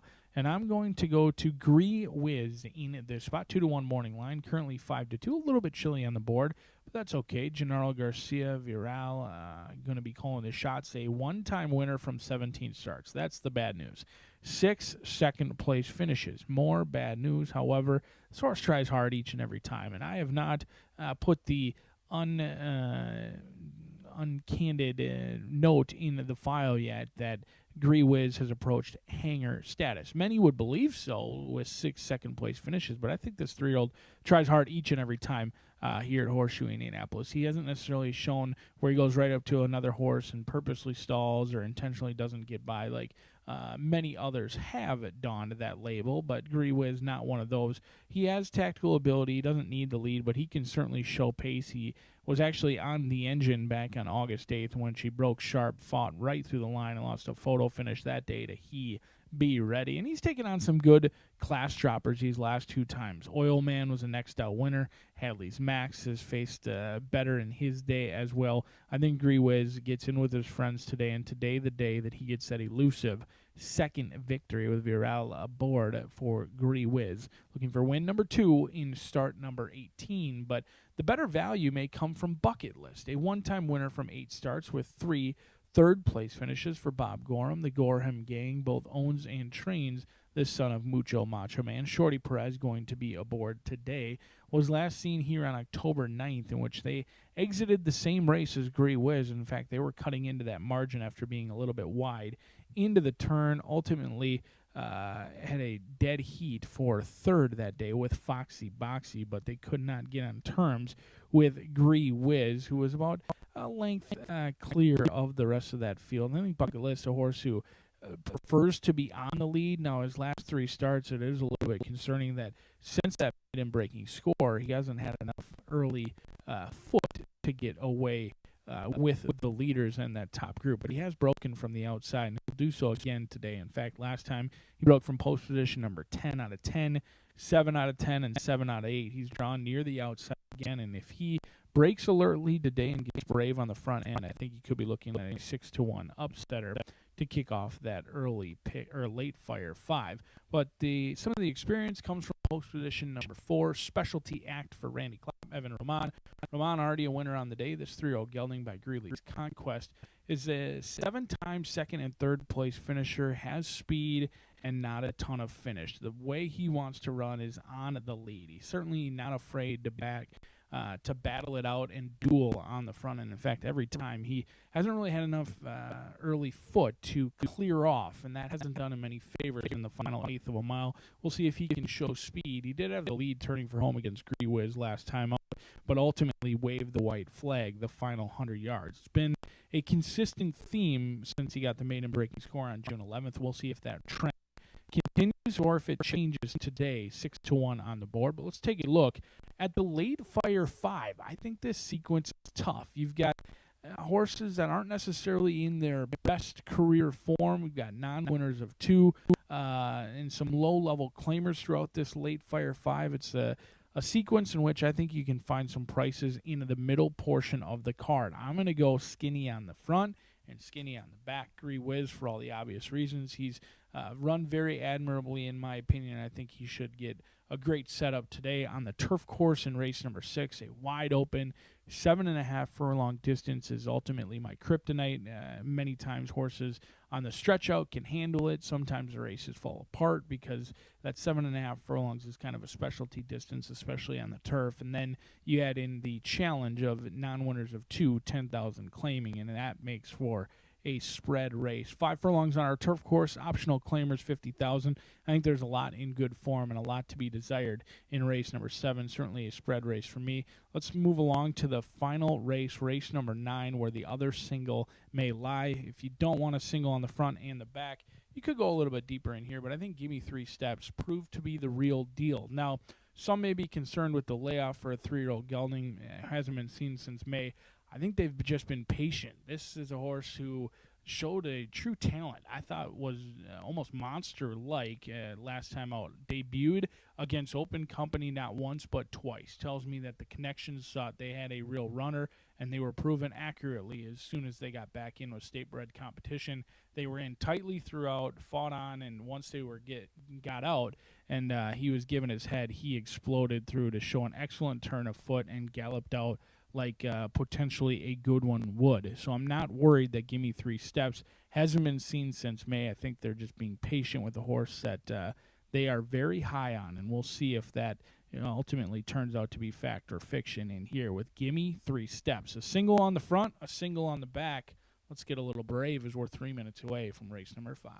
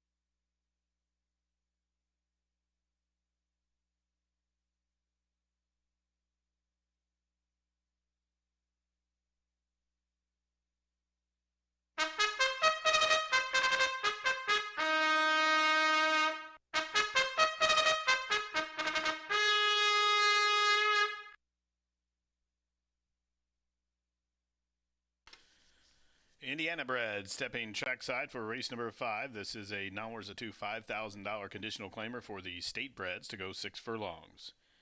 In this race, we have a field of 9, a couple of overweights. The 5 is +4. The 6 is also 1 pound over the assigned weight. 9 to go, win, play, show, exacta try, super daily double. Pick 3 in the late fire 5. If you just heard Ryan talk about, kicks off right here in races 5, 6, 7, and 8 with that low takeout. The late fire 5 here in just a couple of minutes. We do have a change in that late fire 5 being announced for the first time in the next race, in race number 6, following this upcoming 5th. In the 6th race, we have a jockey change on number 7, Merlin's Magic. Irving Mancata will pick up the mount.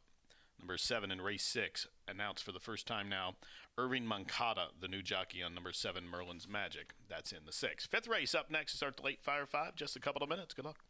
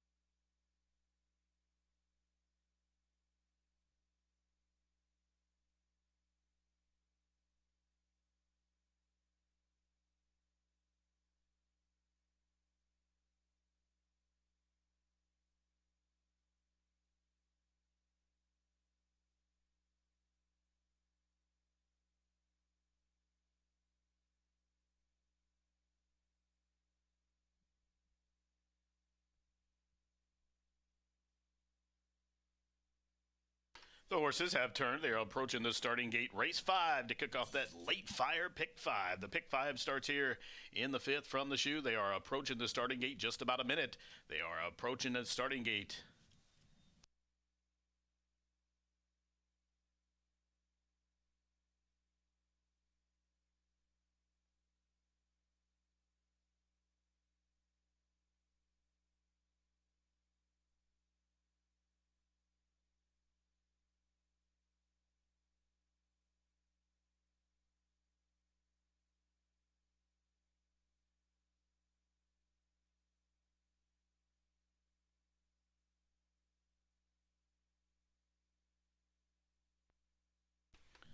And the horses have reached the starting gate. It's post time, late fire 5 time here in Shelbyville. As the 5th race kicks off the late pick 5 at Horseshoe Indianapolis. 4-5 right now on Gree Whiz. This is a sophomore son of Greeley's Conquest. 1 win from 17 starts. He owns 6 seconds. His career, Holiday City coming up. Flacco with a win yesterday on the card. Lily Gonzalez bookended the card with 2 wins yesterday. Jack D off that upset win last start moving in. Neon Leon and Red Hot Joe Ramos. Specialty Act and Randy Klopp to secure a training title here. Bucket List and Shorty Perez up to stall 8. Specialty Act and those Spee Silks. Racing for Austin Nix and Randy as well. Goes in now, still working with Bucket List. 5-1 for Marion and Bob Gorham.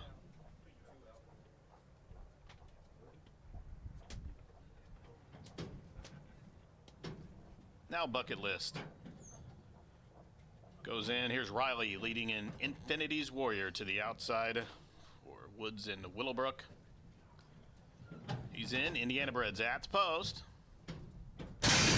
They are racing at the shoe. Bucket List broke sharp but stumbled shortly after the start. Specialty Act now fires out in the middle, and Specialty Act goes on with it. Neon Leon away in the 2nd position. Gree Whiz, the favorites to the inside of him, 3rd. Infinity's Warrior advances outside the favorite there from next. Andale just to the inside of Bucket List. They are 5th and 6th and 4 off the pace. Cog is 3rd last, the 2 back markers, Holiday City and Jack D. They fire up the backside, approaching the 3.5 furlong marker, and it is Neon Leon who comes on to take the lead. The quarter was 22 seconds flat.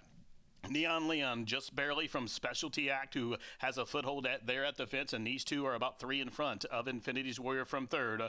Bucket List to the outside in 4th. Gree Whiz, the favorites in heavy, deep water, as he has about 7 lengths to raise and less than a quarter to do so.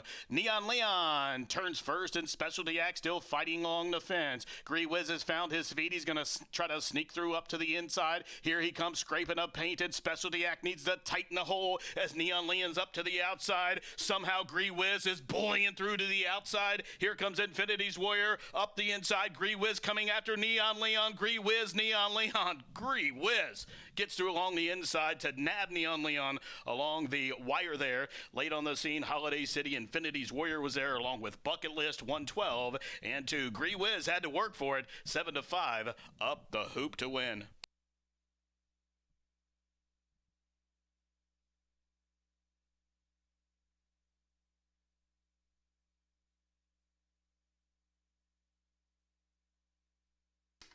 Judges calling for a photograph, photo finish.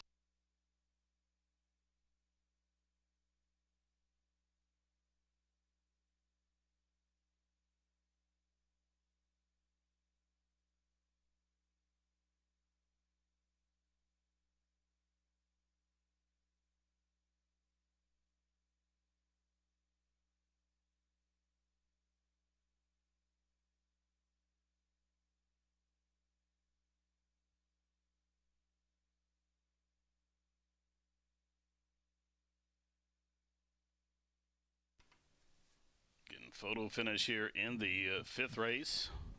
The top of the lane, Gree Whiz, you were wondering if he's going to find a way through, but Specialty Act drifted off that fence and heads up ride there by the Bug Boy to get Gree Whiz to ride the pine to victory, and the placing judges posting him as the winner at 7-5. Second, number 7, Neon Leon. Third, number 9, Infinity's Warrior. Fourth, number 2, Holiday City. 5-7-9-2. 5-7-9-2.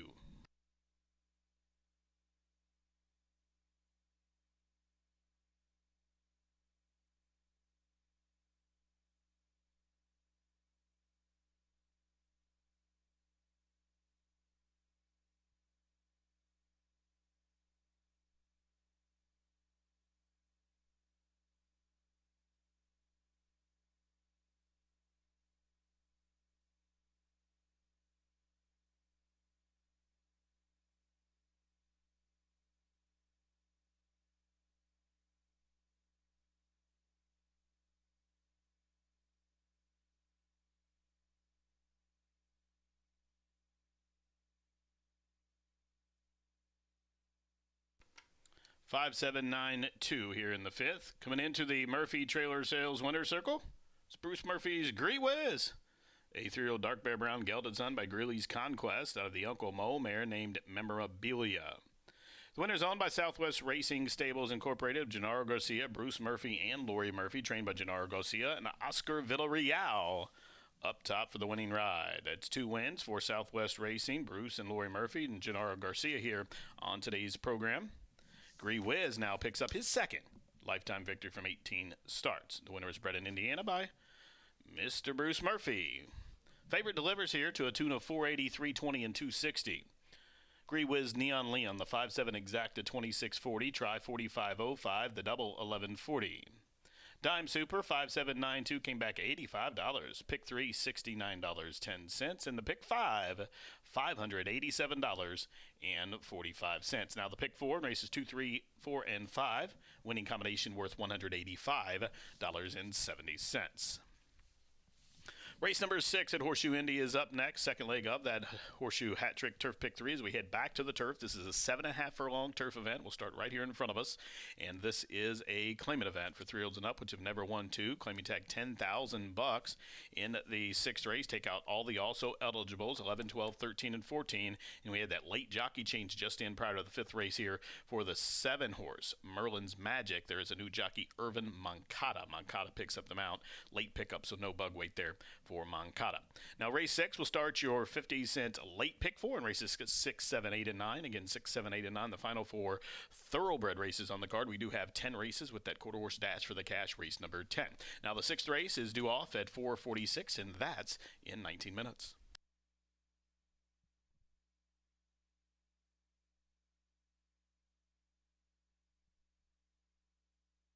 Catching you up on a couple of claims to report. There have been a couple of claims. Back in the 3rd race, the 3 Doro's Wish was claimed for $5,000 by Shannon McGovern. We'll go to the Shannon McGovern barn. And then in the 4th race, the 6 Acting Debut claim entered there as well. An Acting Debut.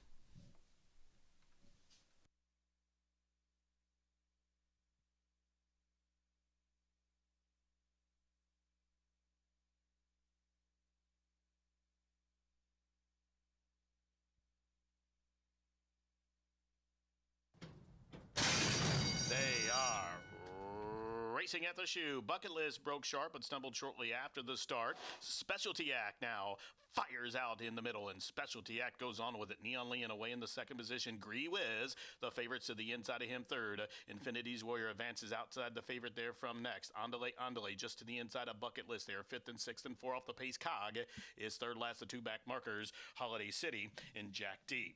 They fire up the backside, approaching the 3.5 furlong marker, and it is Neon Leon who comes on to take the lead. The quarter was 22 seconds flat.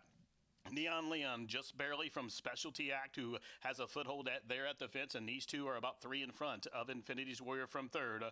Bucket List to the outside in 4th. Gree Whiz, the favorites in heavy, deep water, as he has about 7 lengths to raise and less than a quarter to do so. Neon Leon turns first, and Specialty Act still fighting along the fence. Gree Whiz has found his feet. He's going to try to sneak through up to the inside. Here he comes scraping up painted. Specialty Act needs to tighten the hole as Neon Leon's up to the outside. Somehow Gree Whiz is bullying through to the outside. Here comes Infinity's Warrior up the inside. Gree Whiz coming after Neon Leon. Gree Whiz, Neon Leon. Gree Whiz gets through along the inside to nab Neon Leon along the wire there. Late on the scene, Holiday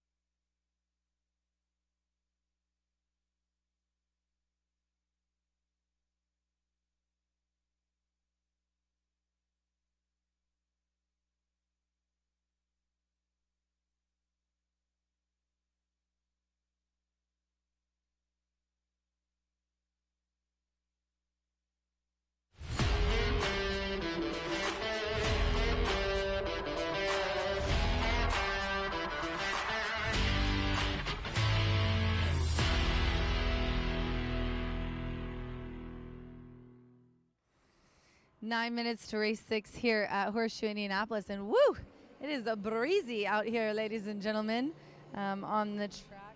Oh, that was a bee. Nope, don't play with bees.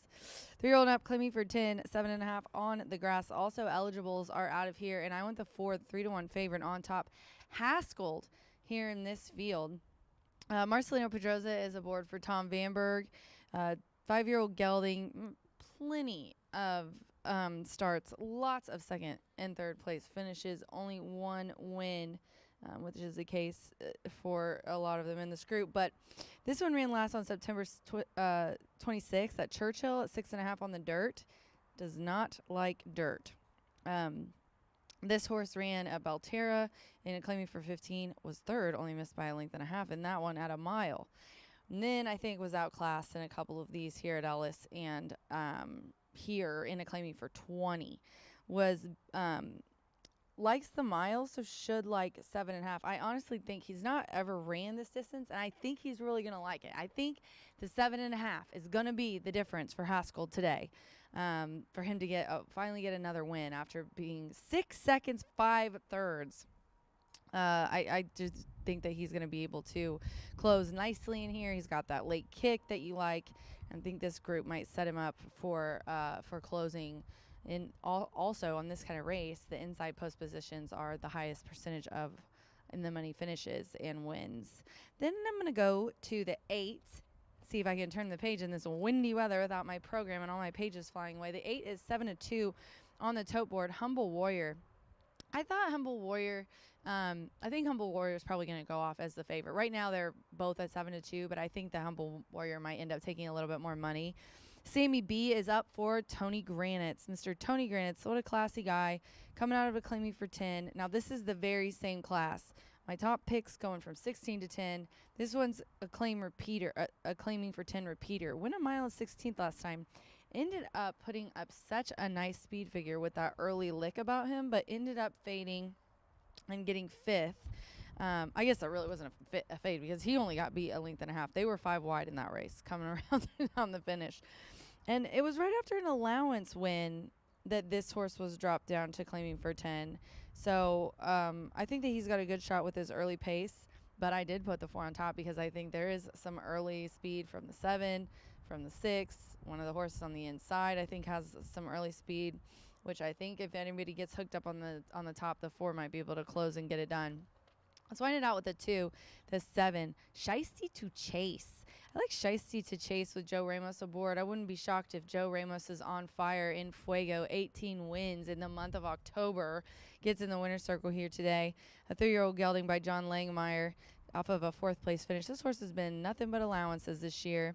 Has had some decent races, a first, a second, a third, but I think that this horse is going to really relish dropping down in class to claiming for 10. This is another one that has some early speed, should be on the pace near the lead. 4-8-2 for me here in the 6th race. This is the second leg of the Horseshoe hat trick. Pick 3, I've got Haskell. Good luck.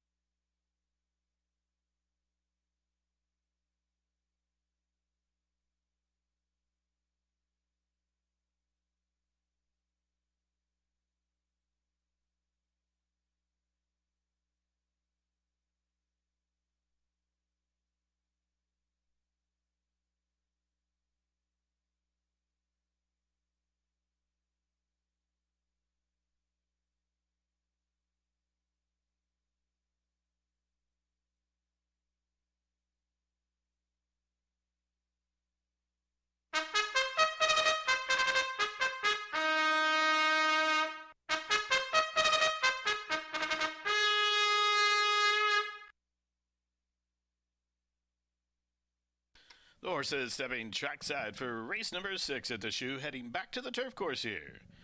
This is a non-winners of 2, $10,000 claiming event to go 7.5 furlongs on that firm turf and the turf rail out to 48 feet. Scratch all the alsos, 11, 12, 13, and 14. Jockey change on the 7 to Irving Mancata. 10 to go, win, play, show, exact to try, super, daily double, pick 3. Grand High 5, a 10-cent pentafecta offered here, as is the 50-cent late pick 4. Post time for race 6 at Horseshoe Indianapolis in just a couple of minutes.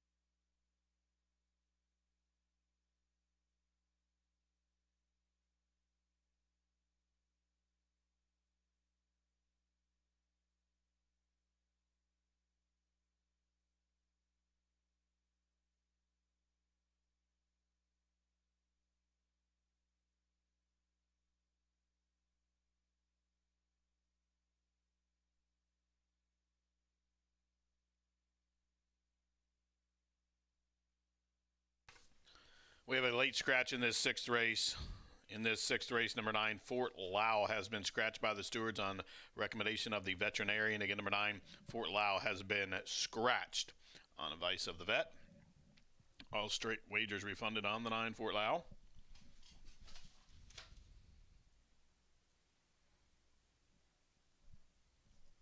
Those multi-race wagers, the pick 3 and pick 5 be transferred to the post-time favorite consolation in the ending double here. Number 9, Fort Lau, scratched.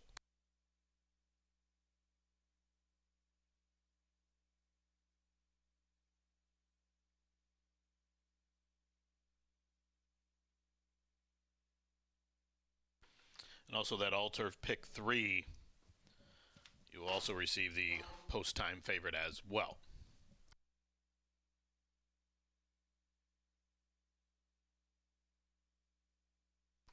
Again, the 9, Fort Lau, scratched. Windows remain open to make any changes or exchanges to your tickets or get those last-ditch wagers in. The Pentafecta offered here, also that late pick 4.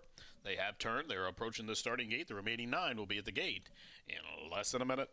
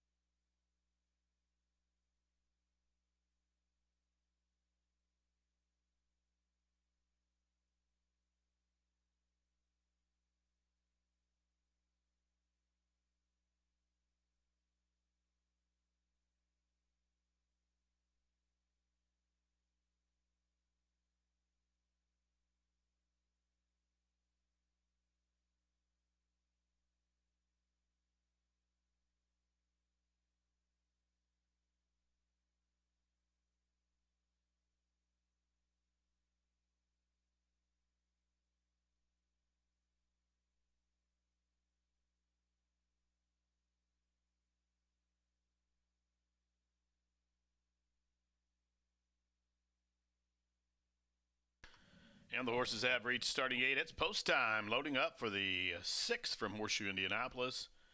Kicking off that late pick 4. El Peligro going forward is On Palm Sunday and Fernando de la Cruz. Up top for Donald George.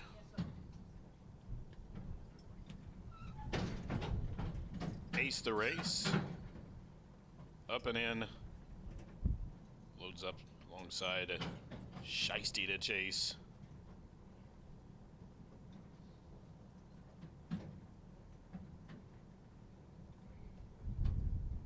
Haskell coming up. Rene Cazares' cheesesteak. Bill Davis's barn. One out, waiting on Galloping Doro. Class dropping son of Medaglia Doro.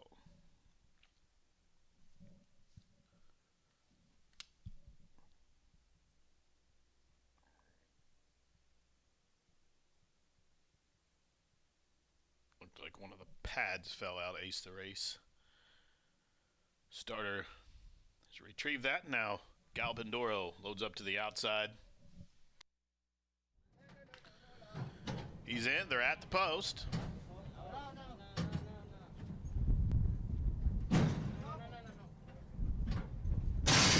They are racing. Good beginning for On Palm Sunday. The gray Humble Warrior jumped well, and between those two, Ace the Race is forwardly placed. El Peligro is a 4th early under the line for the first time. Merlin's Magic is next. Galloping Doro is going to be parked out in about the 3 path, trying to tuck in there right alongside Haskell onto the run the first turn.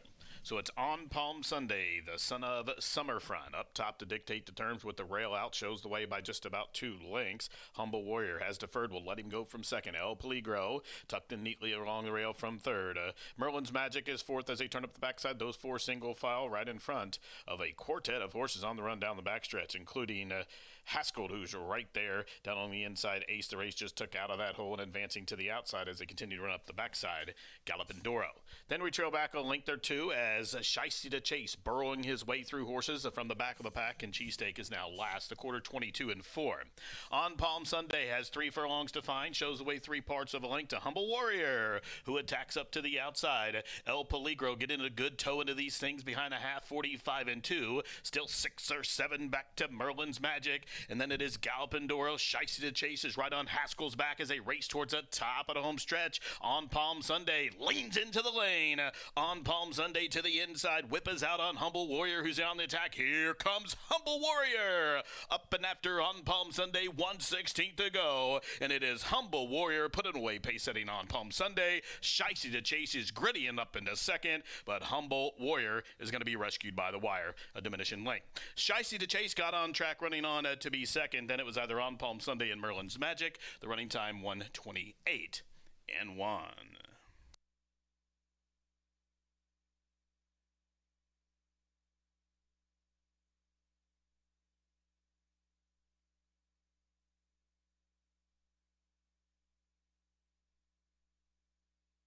The judges have posted the top 4 finishers. Winner number 8, Humble Warrior. Second, number 2, Shiesty to Chase. Third, number 1, On Palm Sunday. Fourth goes 7, Merlin's Magic. They've called for a photo for the 5th position to complete your high 5. 8, 2, 1, 7, and a photo finish to determine the top 5 for the Pentafecta.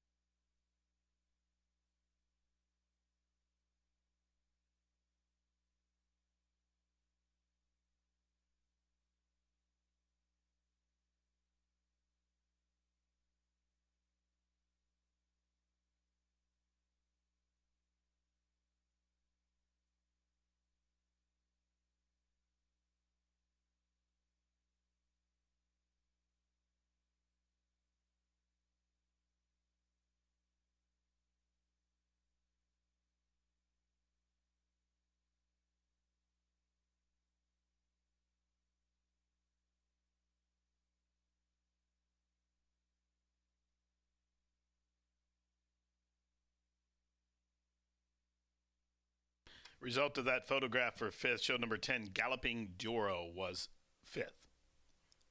8, 2, 1, 7, and 10. And you're reminded of the late scratch of the 9, Fort Lowell.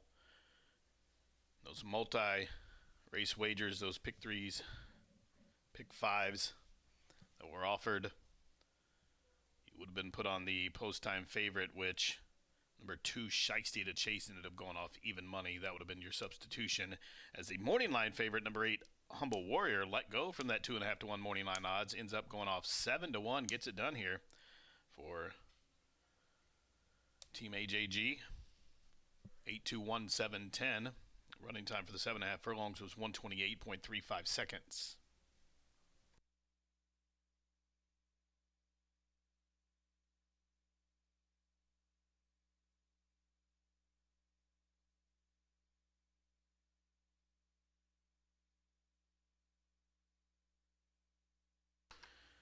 Moving into the Murphy Trailer Sales Winners Circle. Here's your winner of the 6. Your now official winner, number 8, Humble Warrior.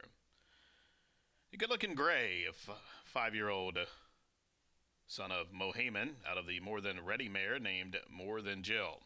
This Indiana bred is owned in partnership by Tony Granitz, 4 Pillars Holdings, and Joseph Bowers. The winning trainer is Tony Granitz, and the winning jockey is Sammy Bermudez. Humble Warrior, bred here in Indiana by Crowning Point Farm and Casa de Caballos. Humble Warrior picks up the 3rd lifetime victory, the 2nd seasonal victory, 2nd on the turf here at the shoe, and at 7 to 1 returns $16, $5, $3.20. The Pentafecta, $137.41. The Dime Super, $26.89. Pick 3, $22.65.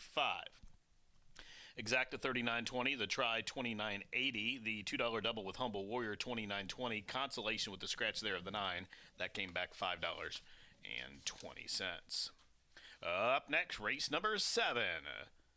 Race 7 of 10 coming up next. The final chance to get a pick 3 on a thoroughbred variety. Also, race 7 offers pentafecta wagering. Couple of changes, though, in race 7 as we head back to the turf course for this 5-furlong event. Take out numbers 4 and 7, 11. 4, 7, 11 all out of this upcoming 7th race. Be aware the 5 is carrying 5 additional pounds of overweight. Post time for race number 7 due off about 5:17, and that's in 18 minutes.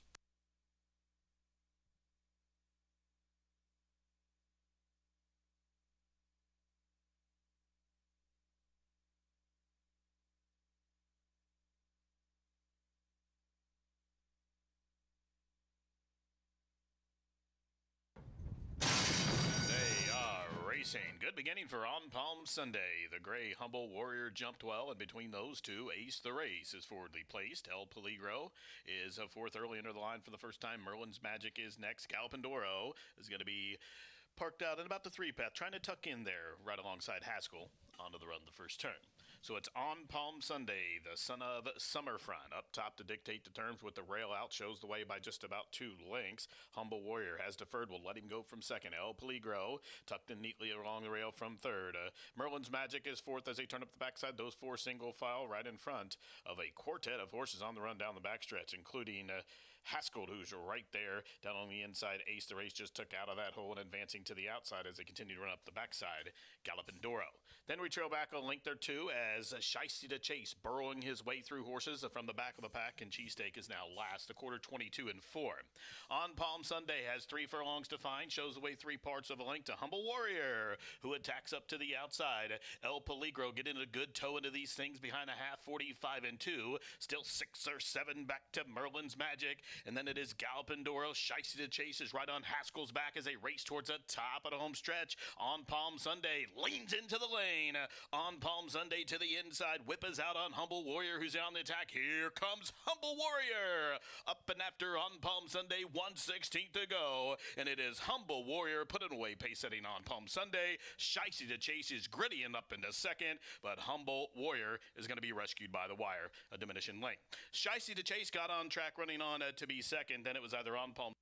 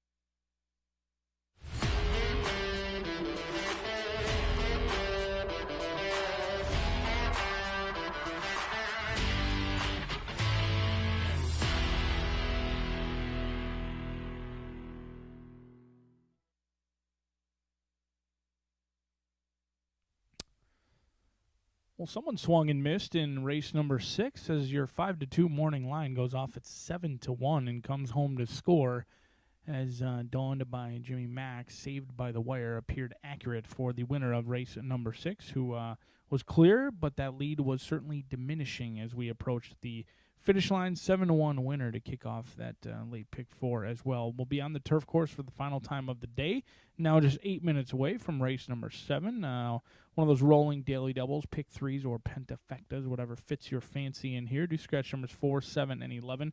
5 furlongs going to be the distance in this spot, and I happen to thought I had a little bit of a value play in here, but it appears that the betting public agrees that Rip Around is the horse to catch and the horse to wager on for Bill Morey, Joe Ramos.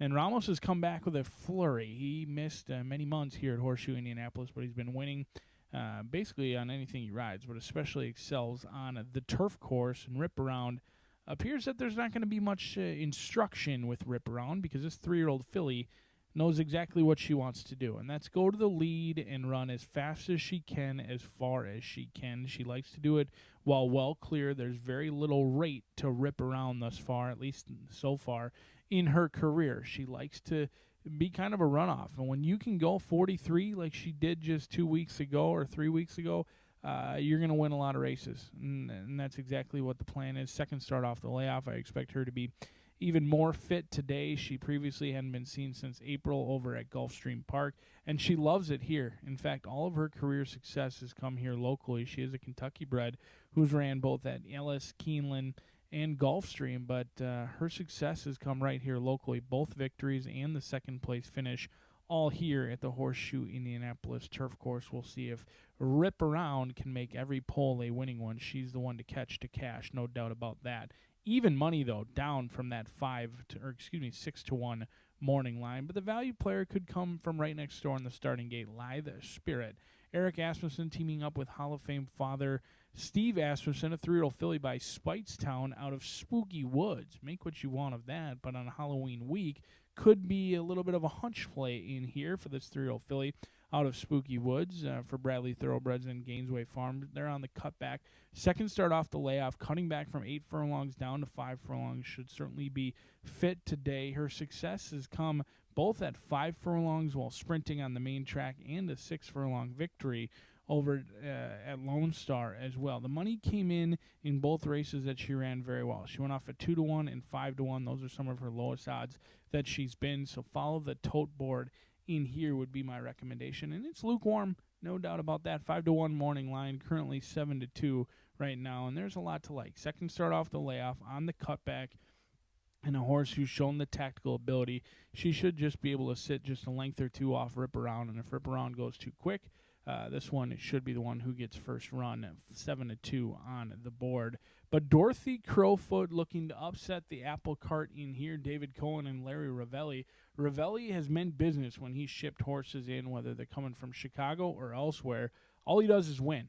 And whether it's here or around the country, wins at 31% around the country, 38% here locally. Now, it is a small sample size, but he's not just shipping junk over here. They're certainly coming with a purpose, and that is to pick up a paycheck on their way out, and they've done exactly that. Hasn't been seen since July over at Hawthorne. Likes to be off the pace, is somewhat of a one-run closer, but has shown the ability to be on the lead on the dirt. We'll see if she shows more speed off the layoff. My guess is she's awfully fresh today, and she may challenge Rip Around. She is favorably drawn to the outside of Rip Around, so Dorothy Crowfoot, you should know how this one's going to fare just a few yards out of the starting gate, but she's been entered to run elsewhere and was a veterinarian scratch. Make what you want of that, but Dorothy Crowfoot taking some love, 3-1 down from that 9-2 morning line price. We'll see if Rip Around can make every pole a winning one, or who will take this 5-furlong sprint for the 3-year-old fillies, running for a generous purse.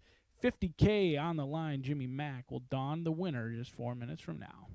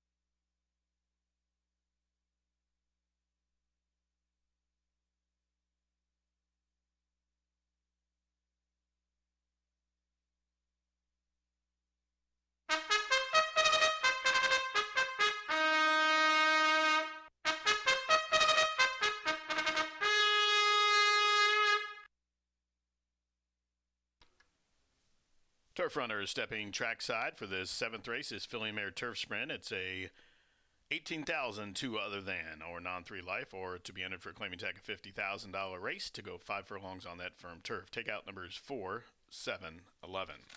4, 7, 11 are out. The 5 is carrying 5 pounds of overweight.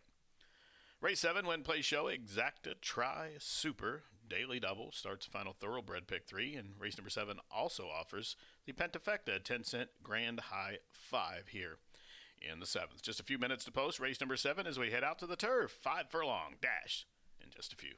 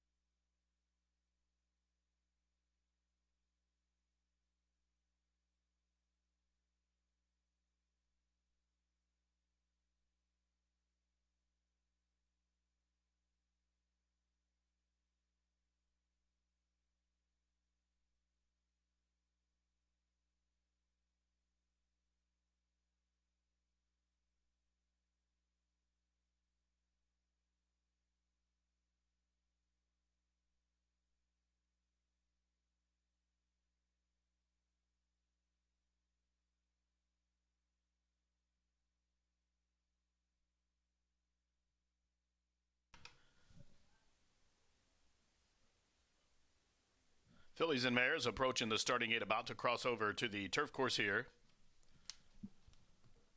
for the 7th race from the shoe.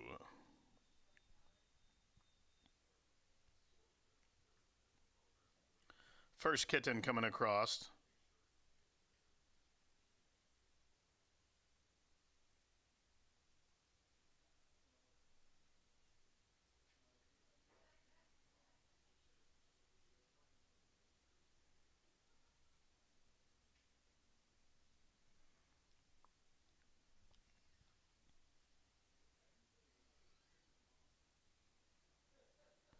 First Kitten going in, Rip Around. Absolutely loves this turf course. Goes in, Simply Complicated. Moving in, Dorothy Crowfoot in search of 2 straight wins. The speedy Stella Teresa. Sophie Doyle.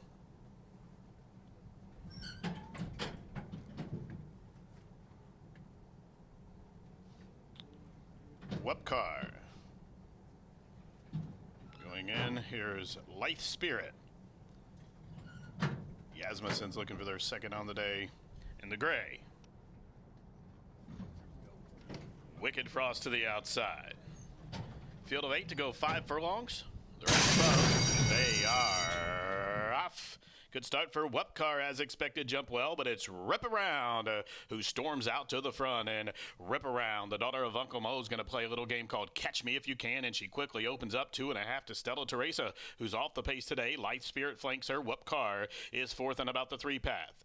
Then we trail back about a length to Dorothy Crowfoot, who's 4 or 5 lengths off the lead as they blitz into the far turn. Wicked Frost with a wide angle. Still 3 or 4 back to Simply Complicated, who has about 10 or 11 lengths to raise. And First Kitten at the back of the pack. The quarter drilled 21 seconds flat, and Rip Around flashing the feet to the field arrives to the top of the lane with a 2.5 length lead. It's Rip Around off the turn. Stella Teresa to the inside, trying to find room from in between horses. Here comes Dorothy Crowfoot and trying to catch a hole as well. Webcar, they're inside the final furlong. Here's Lithe Spirit up and after the lead. Dorothy Crowfoot is lifting off, but lifting off too late. Lithe Spirit will give the Asmussen boys 2 on the card. Lithe Spirit wins from Dorothy Crowfoot, then a 3-way go for the Miners, including Rip Around, Webcar, and the Gray Wicked Frost in 55.38 seconds.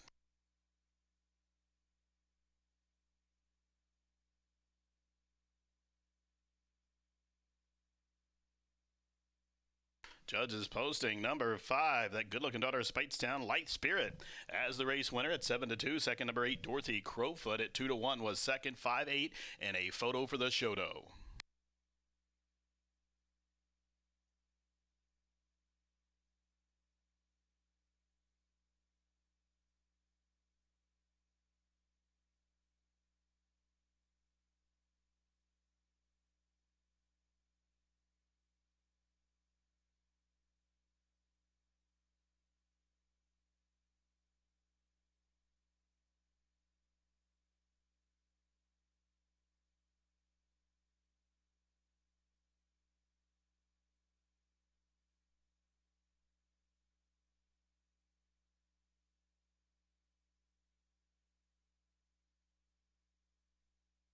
Result of the photograph showed pace setting number 6, Rip Around, held 3rd. 4th, number 10, Wicked Frost.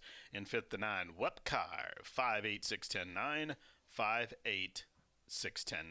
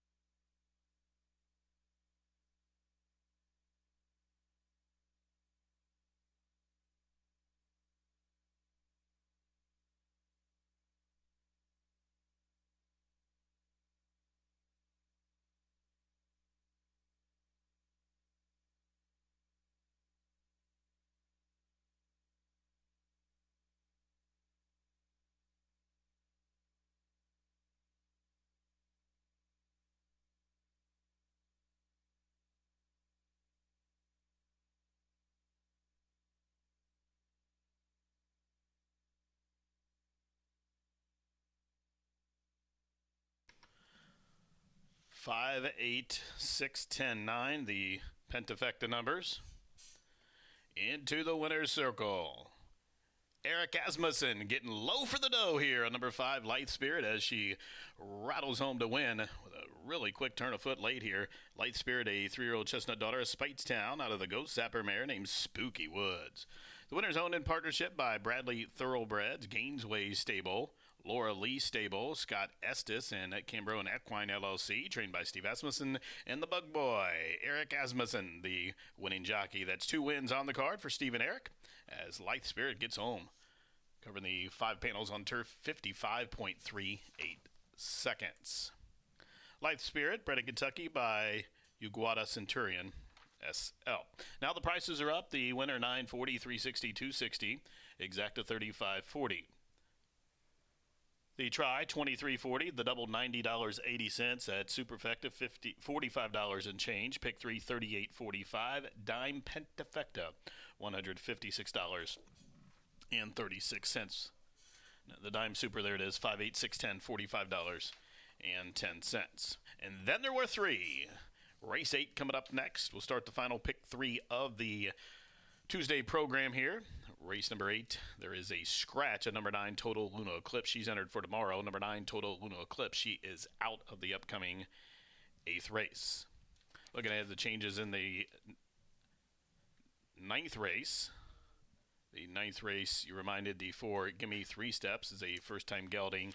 And then the final changes in that 10th race for your final pick 3 here, starting in race 8 in 19 minutes. In the 10th race, scratch the 2. Be aware the 11 has drawn in off the also and will break from post 2. 8th race up in 19 minutes. Filly 2-year-old Indiana bred maidens will go a mile in the main. Good luck.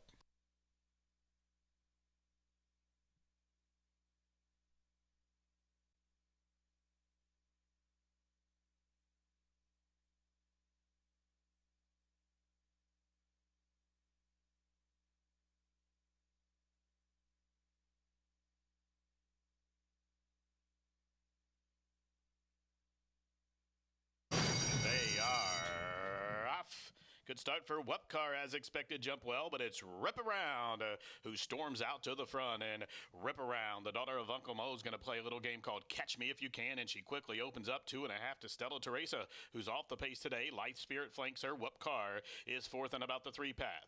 Then we trail back about a length to Dorothy Crowfoot, who's 4 or 5 lengths off the lead as they blitz into the far turn. Wicked Frost with a wide angle. Still 3 or 4 back to Simply Complicated, who has about 10 or 11 lengths to raise. And First Kitten at the back of the pack. The quarter drilled 21 seconds flat, and Rip Around, flashing the feet to the field, arrives to the top of the lane with a 2.5 length lead. It's Rip Around off the turn. Stella Teresa to the inside, trying to find room from in between horses. Here comes Dorothy Crowfoot and trying to catch a hole as well. Wupcar, they're inside the final furlong. Here's Light Spirit up and after the lead. Dorothy Crowfoot is lifting off, but lifting off too late. Light Spirit will give the Asmussen boys 2 on the card. Light Spirit wins from Dorothy Crowfoot, then a 3-way go for the Miners.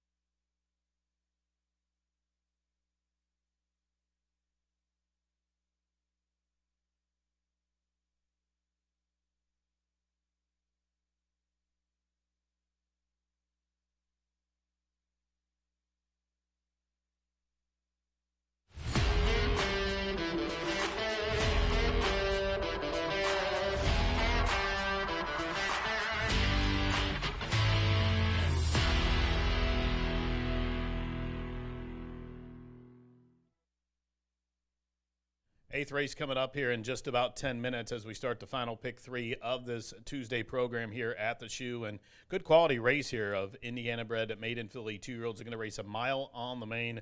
There is a scratch of the 9 in here. Leaves a field of 9 to square off for that purse of $36,000. Good quality race here. Several horses in here trying a route for the first time. And I'm going to go with my top pick in here, one from Bob Gorham's stable. Bob always does well with his 2-year-old, especially at the route distance. That is number 6, Happy Match. I thought Happy Match would benefit from that first start going long in his most recent start, her most recent start rather. She's a daughter of Tapiture out of a Will Take Charge mare, and I believe she had a little bit of a troubled trip.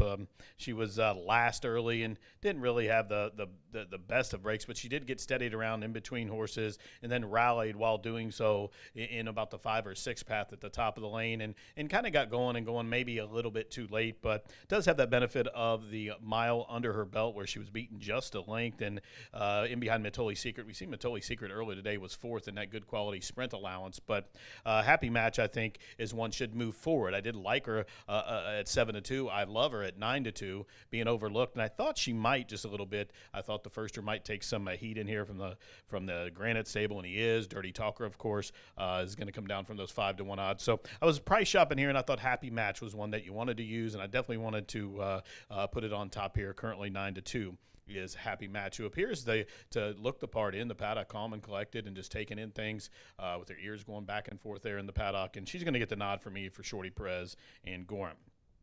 Now for second, the current favorite right now is Dirty Talker. I'm going to use that one from the Rudy Brisset barn, and Alex Achard has a return call. We've seen this one debut here on the turf, and many of Rudy's horses come up here for the turf, but the last couple of years he's come with some Indiana breds, and when he comes, he does very well. You'll see Kenny leading the 4 there, Dirty Talker around the paddock. She's a daughter of the Grade 1 Del Mar Futurity winner Climpton. That one was a pretty good horse, and certainly has the pedigree out of that Broken Valve mare, Poppy's Dream. Now, Poppy's Dream raced, I believe, for Bruce Waltemeyer later in her career, and she was a 3 or 4 time winner. All of those at a route distance. This mare's had a couple of the races and a winner, and then and this one here is a 0.5-1 named Emerson's Dream. Emerson's Dream's won a couple of races here at the route distance, so pedigree distance is no issue here for Dirty Talker, who I think will appreciate the little bit added ground. Now, last start, this one stalked and was kind of let go early, I thought, down the backstretch, and made a run, only to make a run in behind a wall of horses. Then had to steady and wait and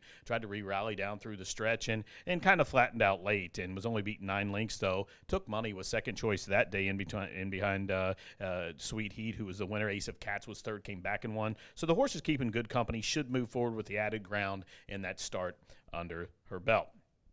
For third, number 5, a complete overlay for me, Royal Justice at 6-1.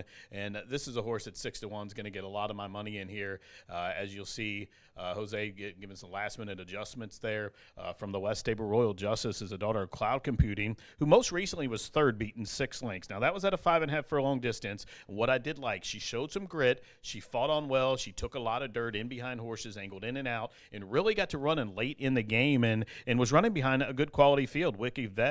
Wicked Vets, I believe, in the entries here for Thursday on our Halloween card, but Spooky Ridge, the horse that won that day from the Langmeyer barn, came back here on Champions Day and was third in the Indiana Stallion Stakes in behind that highly touted Molly's Potion. So Royal Justice, another who's been keeping good company. According to pedigree for me, I think this horse is going to appreciate the added ground, and I'm going to appreciate the 6-1 here on Royal Justice as my third choice.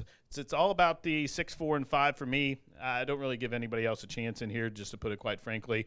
These are the 3 best 2-year-old fillies in here, unless the one Pink Pitcher can run from that rail draw going a route at first asking. But I'm going to lean on Bob Gorham, Rudy Brisset, and Aaron West here in the 8th. Good luck.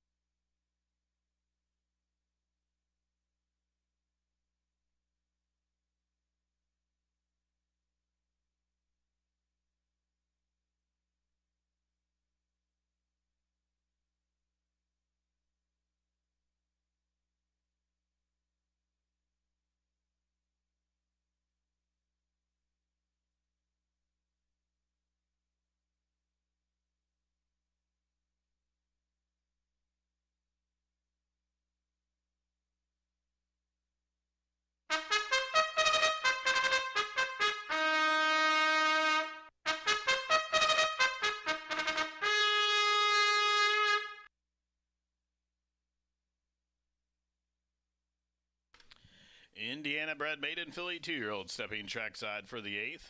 There is a scratch of the 9 total. Luna Eclipse. 9 left to go. Win, play, show. Exacta Try Super Daily Double starts at pick 3. Race also offers 10-cent grand high 5 pentafecta wagering. Race 8, a mile over to Fast Main in just a couple of minutes.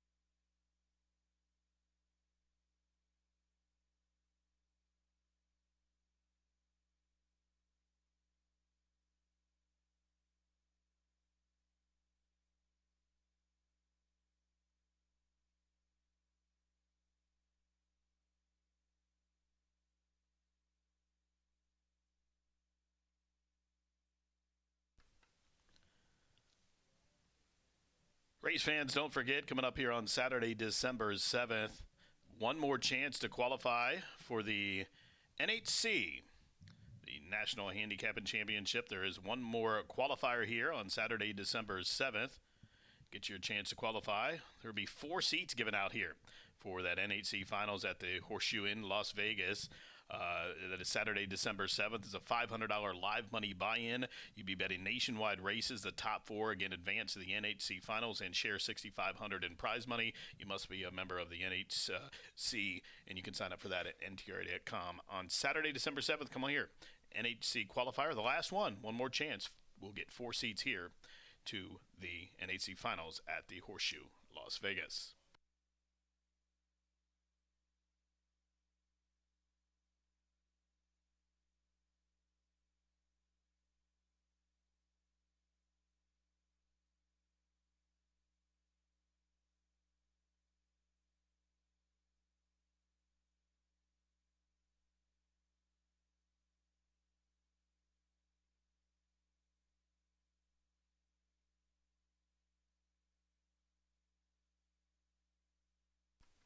We also have our winner in the Dooley's Legend, our weekly winner.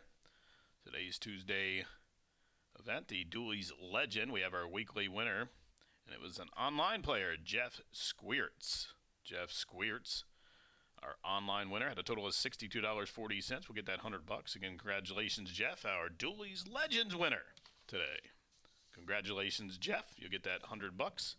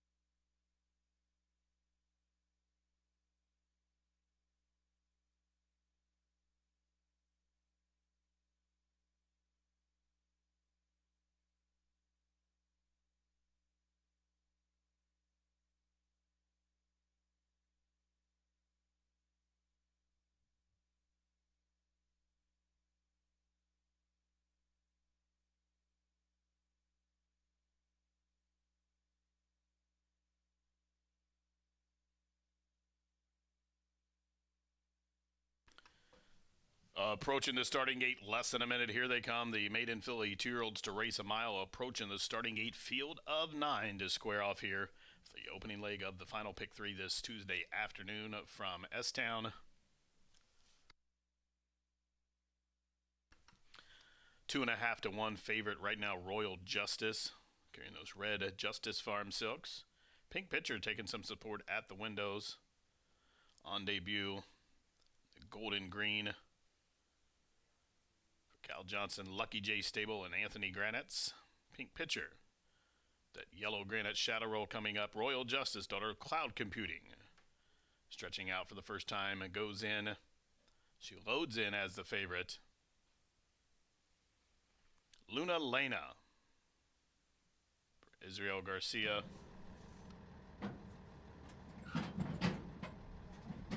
Happy Match now goes in. Kitten Song will load up next.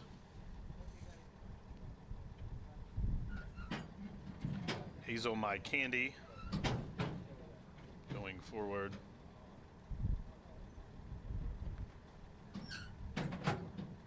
Get Even Kid, Evan Roman locked up. Dirty Talker and Alex Ashard for Rudy.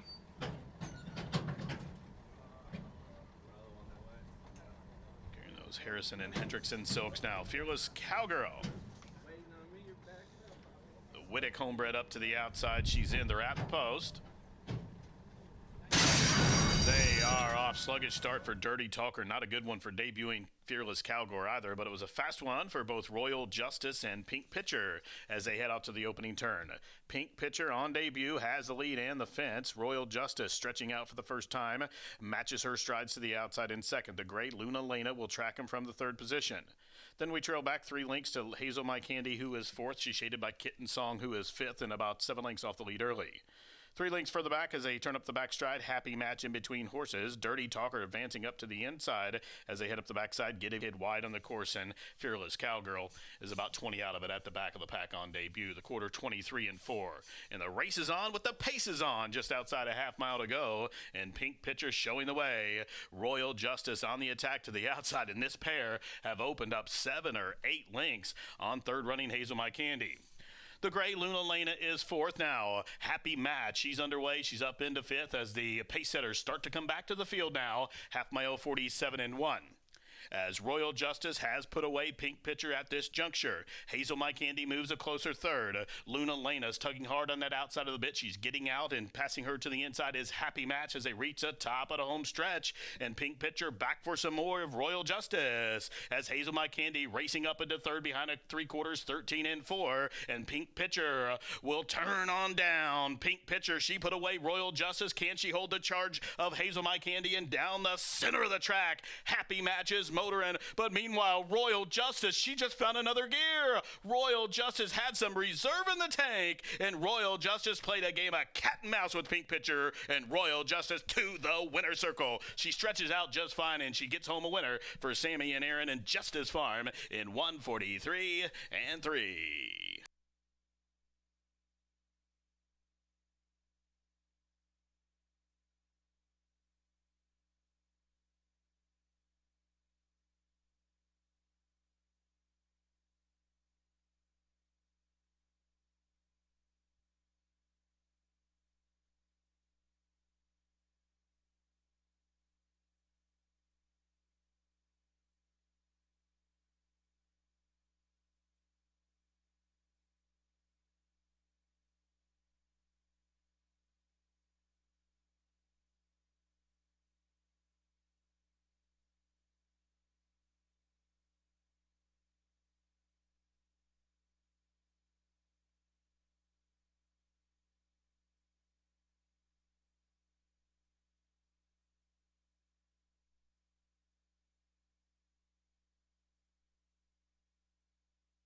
Judges posting number 5, Royal Justice, as the race winner, the daughter of Cloud Computing.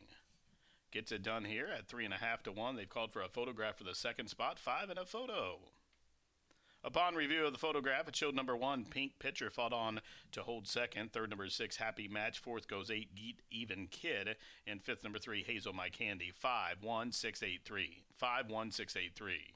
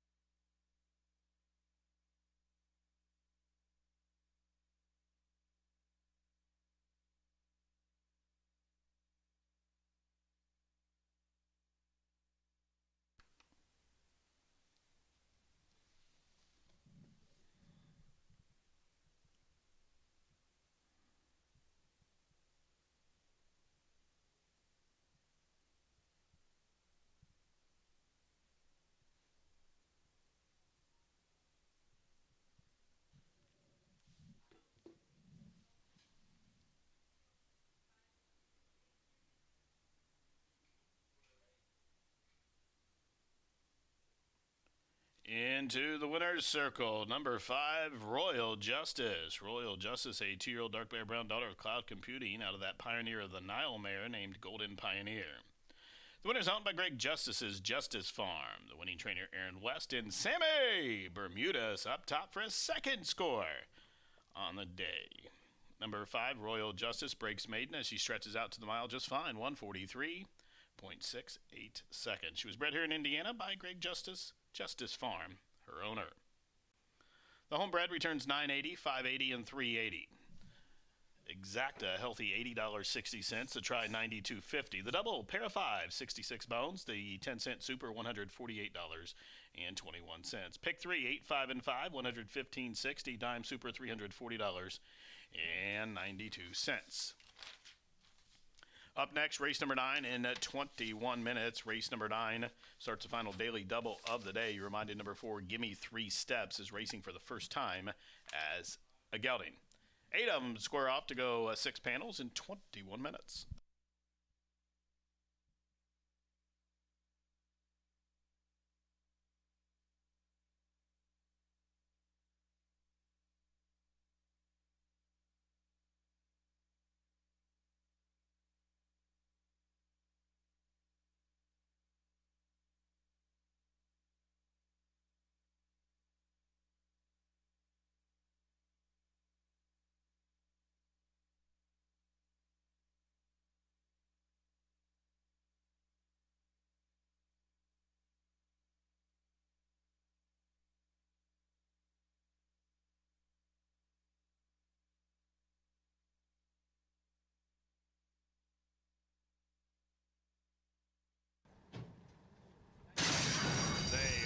Sluggish start for Dirty Talker. Not a good one for debuting Fearless Cowgirl either, but it was a fast one for both Royal Justice and Pink Pitcher as they head out to the opening turn. Pink Pitcher on debut has the lead and the fence. Royal Justice stretching out for the first time, matches her strides to the outside in second. The gray Luna Lena will track him from the third position. Then we trail back 3 lengths to Hazel My Candy, who is fourth. She's shaded by Kitten Song, who is fifth, and about 7 lengths off the lead early. 3 lengths further back as they turn up the backstride. Happy Match in between horses. Dirty Talker advancing up to the inside as they head up the backside. Get Even Kid wide on the course, and Fearless Cowgirl is about 20 out of it at the back of the pack on debut. The quarter 23 and 4. And the race is on with the pace is on just outside a half mile to go. And Pink Pitcher showing the way. Royal Justice on the attack to the outside. And this pair have opened up 7 or 8 lengths on third running Hazel My Candy. The gray Luna Lena is fourth now. Happy Match, she's underway. She's up into fifth as the pace setters start to come back to the field now. Half mile 47 and 1. As Royal Justice has put away Pink Pitcher at this juncture. Hazel My Candy moves a closer third. Luna Lena's tugging hard on that outside of the bit. She's getting out, and passing her to the inside is Happy Match as they reach the top of the home stretch. And Pink Pitcher back for some more of Royal Justice as Hazel My Candy racing up into third behind a 3/4, 13 and 4. And Pink Pitcher will turn on down. Pink Pitcher, she put away Royal Justice. Can she hold the charge of Hazel My Candy? And down the center of the track, Happy Match is motor in. But meanwhile, Royal Justice, she just found another gear. Royal Justice had some reserve in the tank, and Royal Justice played a game of cat and mouse with Pink Pitcher, and Royal Justice to the winner's circle. She stretches out just fine, and she gets home a winner for Sammy and Aaron and Justice Farm in 143 and 3.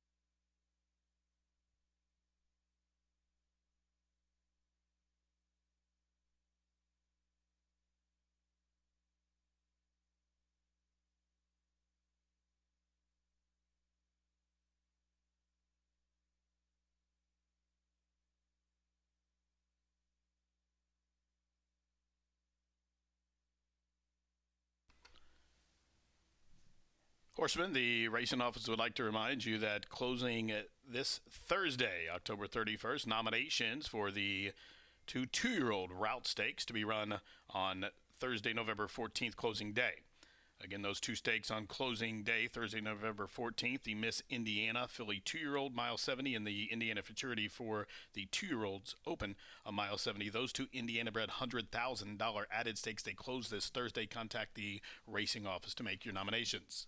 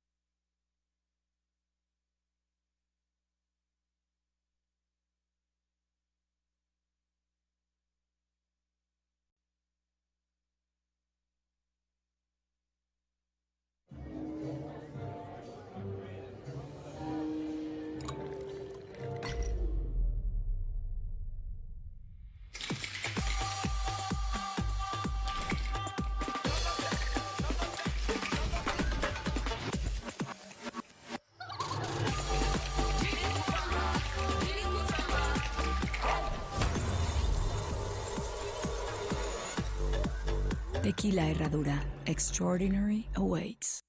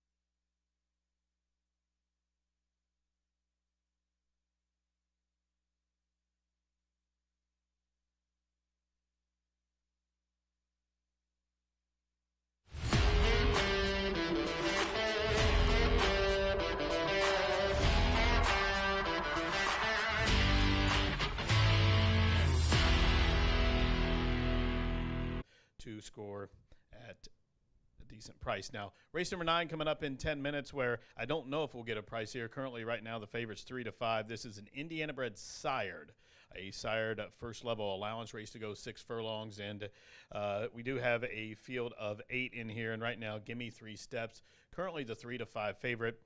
This horse hasn't raced since May. But Gimme 3 Steps, if comes back after being gelding. This horse is a first-time gelding. If you hadn't heard, the changes being announced all day. Again, the 4, since his last start, has been gelded. So he's racing for the first time as a gelding. He's 3-5, and he's done nothing wrong in his career. Debuted at Oaklawn back in April and rallied from last after missing the break, fought on well, got into some traffic, got through the traffic, had an apprentice up that day, only got beat 4 lengths to a pretty good field, couple horses in there, came back and won in their subsequent start. Then in his subsequent start on May 4th at Oaklawn, again, was last, remained last for a long time, and only got beat 4 lengths. Now, Pineland won that race. Hailstorm came back and won. So where's he show up next? Shows up here in a restricted state bred race, a sired race on May 21st, and he just crushed the competition and had a horrible trip. Was just tons the best as the odds-on favorite. You see the short comment, blocked at the quarter, split rivals at the 8th bull. You go back and watch it replay, how he won. It was just very, very impressive. Now, we haven't seen him since then. We have seen a couple horses that ran in behind him. Costly Pass, who's won since then. Knee Deep Justice has won a couple of races since then. So it was a pretty good race, facing good competition, and he crushed them and overcame adversity. Has been gelded since that. Does have a good work pattern since then. Showed up back on the work tab on September 4th. And has been working steadily with 2 halves, 2 5/8, and most recently a 6 furlong drill in 113 and 1. And Pierce tucked up on his toes in the paddock and not washed out or warm or anything. It is fairly warm for a fall day outside, but he's taking it in, not turning a hair. Give me 3 steps, 3-5. Definitely the horse to beat.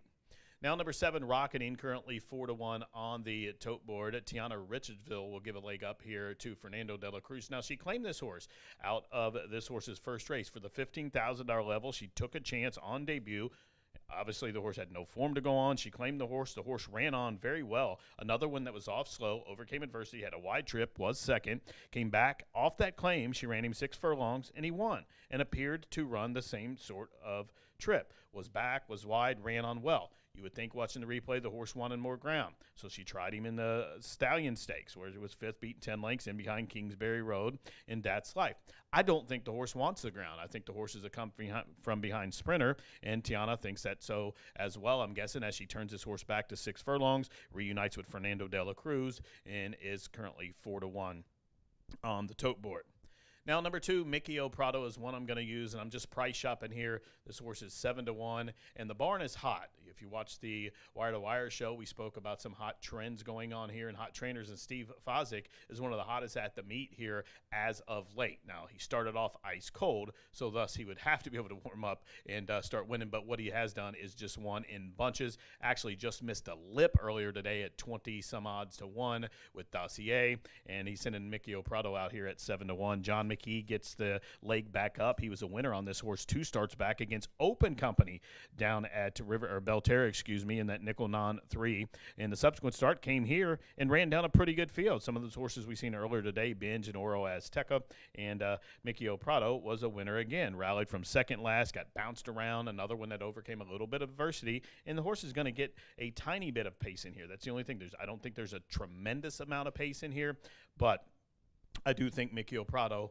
shows up every time and will be running on late. Should they be stopping up front, he'll be picking up the pieces, and he is 7-1, and I expect those odds to go up as well.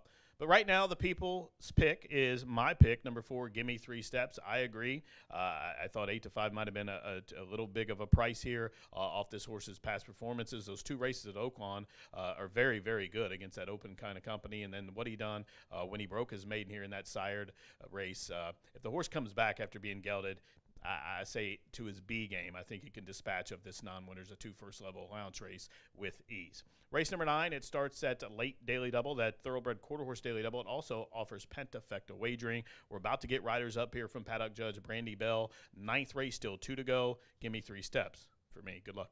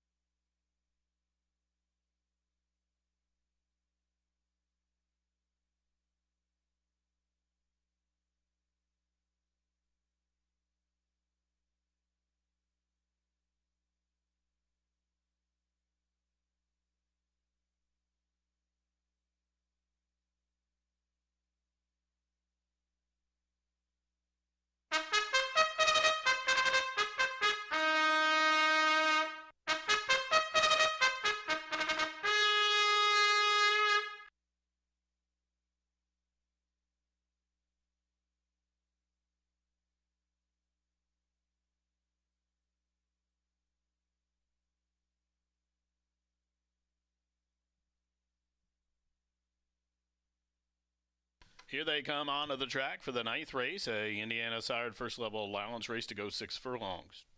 In this race, you're reminded once again, number 4, Give Me 3 Steps, a first-time gelding. 8 to go, Win Play Show, Exacta Try, Super Daily Double, Pentafecta Wagering, post time for race number 9 in just a few minutes.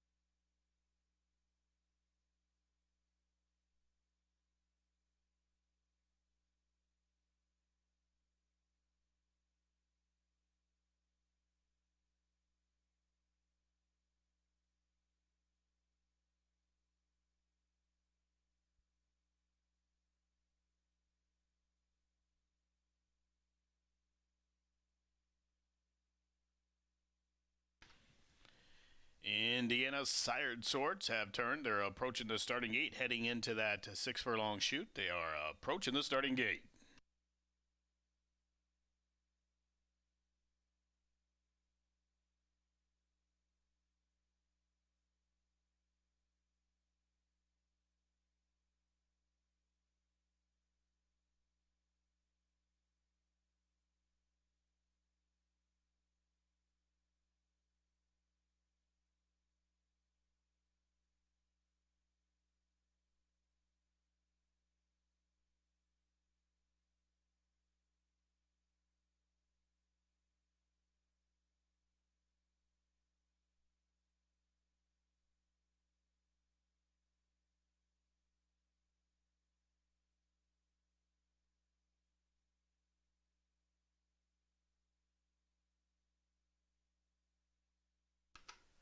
And the horses have reached the starting gate. It's post time. Terminator goes in 1-2 in here for Tiana Ruth. Mickey O'Prado coming up.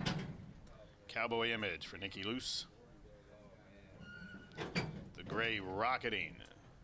And 3-2 run. The next two.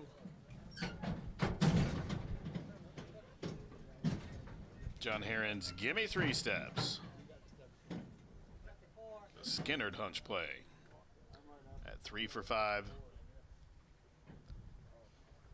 Coming up with Alberto Burgos and Mystery Impact. Sammy, in search of 3 wins, has the call up to the outside. Field of 8 in the gate. Post, and they are off. Good start for Mystery Impact. Also, Terminator flashing speed in from between horses. Reiteration, and there goes 3-2 run. Who does just that and runs up to take the lead early on the run down the backstretch. So 3-2-1 used up to get to the lead. Terminator there in second. Reiteration third. Gimme 3 Steps. Down on the inside from fourth. Shaded by Mystery Impact, who's fifth early.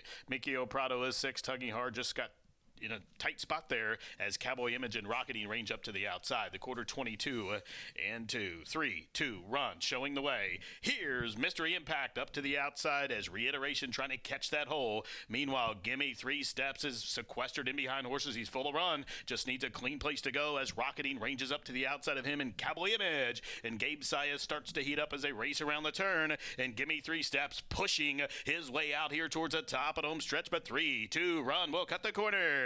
3-2 run and Reiteration to the outside. Whip is out on Mystery Impact. Gimme 3 Steps is on the wrong lead, but he's coming at him and coming on with a 16th left to go. Gimme 3 Steps cutting the rug here late. Go by Mystery Impact. And Gimme 3 Steps at 2-5. Had to work for it, but he gets it done and gets it done by a length going away. Mystery Impact was second. Reiteration third. And then it was Terminator with 3-2 run. Cowboy Image, Mickey O'Prado and Rocketing. Wag the Tail 111 and 3.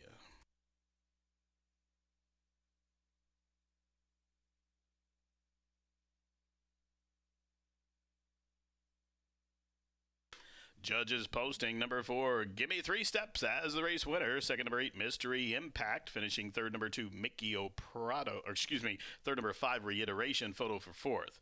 The winner, number 4, Gimme 3 Steps. Second, number 8, Mystery Impact. Third, number 5, Reiteration. And there's a photo for fourth, a 3-way photo involving Terminator and Cowboy Image, I believe. 4-8-5 photo.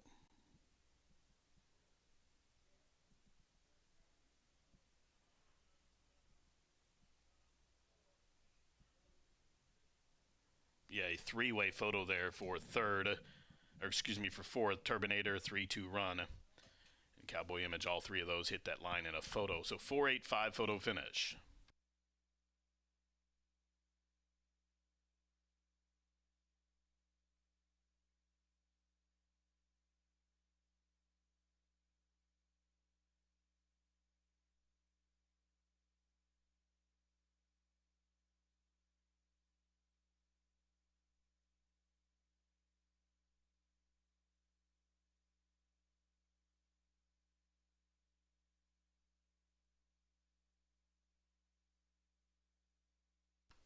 Four, 8-5 photo finish. There's objection into the running of the 9th race. The jockey aboard number 7, Rocketing. Fernando La Cruz has lodged a claim of foul against your unofficial winner number 4, Gimme 3 Steps, alleging interference near the head of the lane.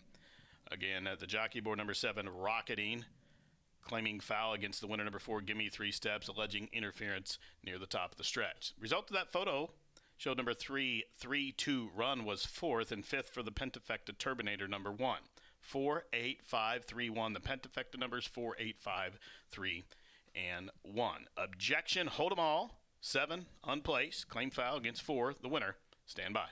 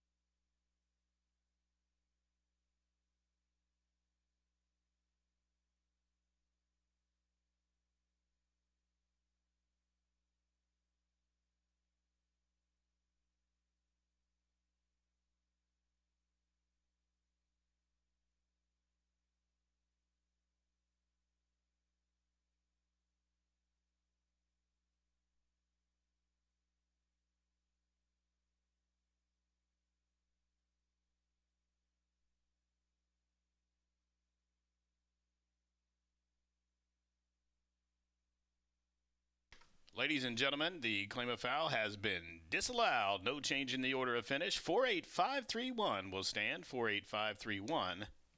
No change. Into the winner's circle. Number 4, Gimme 3 Steps. Gimme 3 Steps, a 3-year-old big gelded son by Reddy's Image out of the Icebox mare named Amanda's Icebox.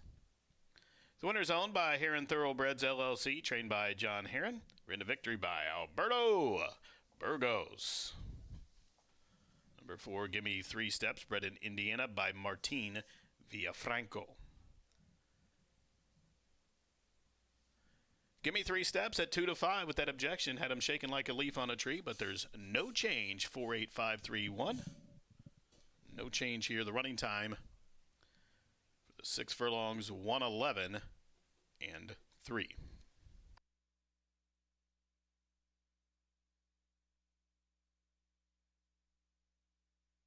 So 2-5 over 46-1 over 15-1. 38-1 shot, 3-2 Run was 4th, and 11-1 on Turbinator 5th. 48531.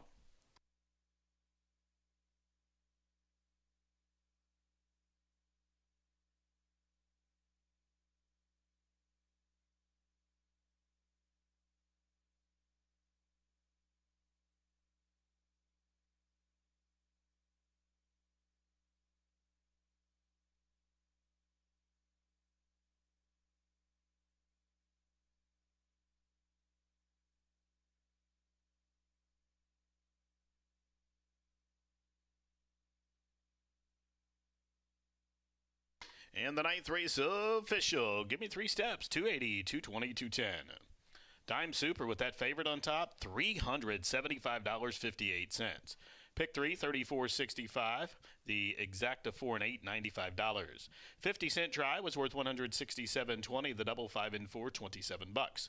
Pick 4 came back $231 and change. Again, $413.14 for that Pentafecta. $413.14 for the Pentafecta. Now, the pick 5 was solved. The pick 5 for a 50-cent wager returns $524.70. Up next, race number 10. We have a carryover in the 10th race. Carryover in the Pentafecta from yesterday, $3,348 in the pool already, over $1,400 in new money. Get involved here in the 10th race. Number 2, Dash In Quick Corona has been scratched 12, 13, and 14 as well. Be aware of the 11 teller. She's a boss. She's drawn into the race. She'll draw in and break from that vacated post position 2. Change of jockey to Hugo Macias, and he is 7 over. The other changes, the 1 is +7, the 4 is +2, the 6 gets Aaron Hunt +7, the 7 adds 2, the 8 adds 2, the 9 adds 5, and the 10 will get German Rodriguez 2 pounds over. 16 minutes for the nightcap. Will go 300 yards for the nightcap. Dash for the cash, maiden 2-year-olds, going for purse of $17,000. Quarter horse action up next. In the gate, they are off. Good start for Mystery Impact. Also, Turbinator, flashing speed and from between horses, reiteration. And there goes 3, 2, run.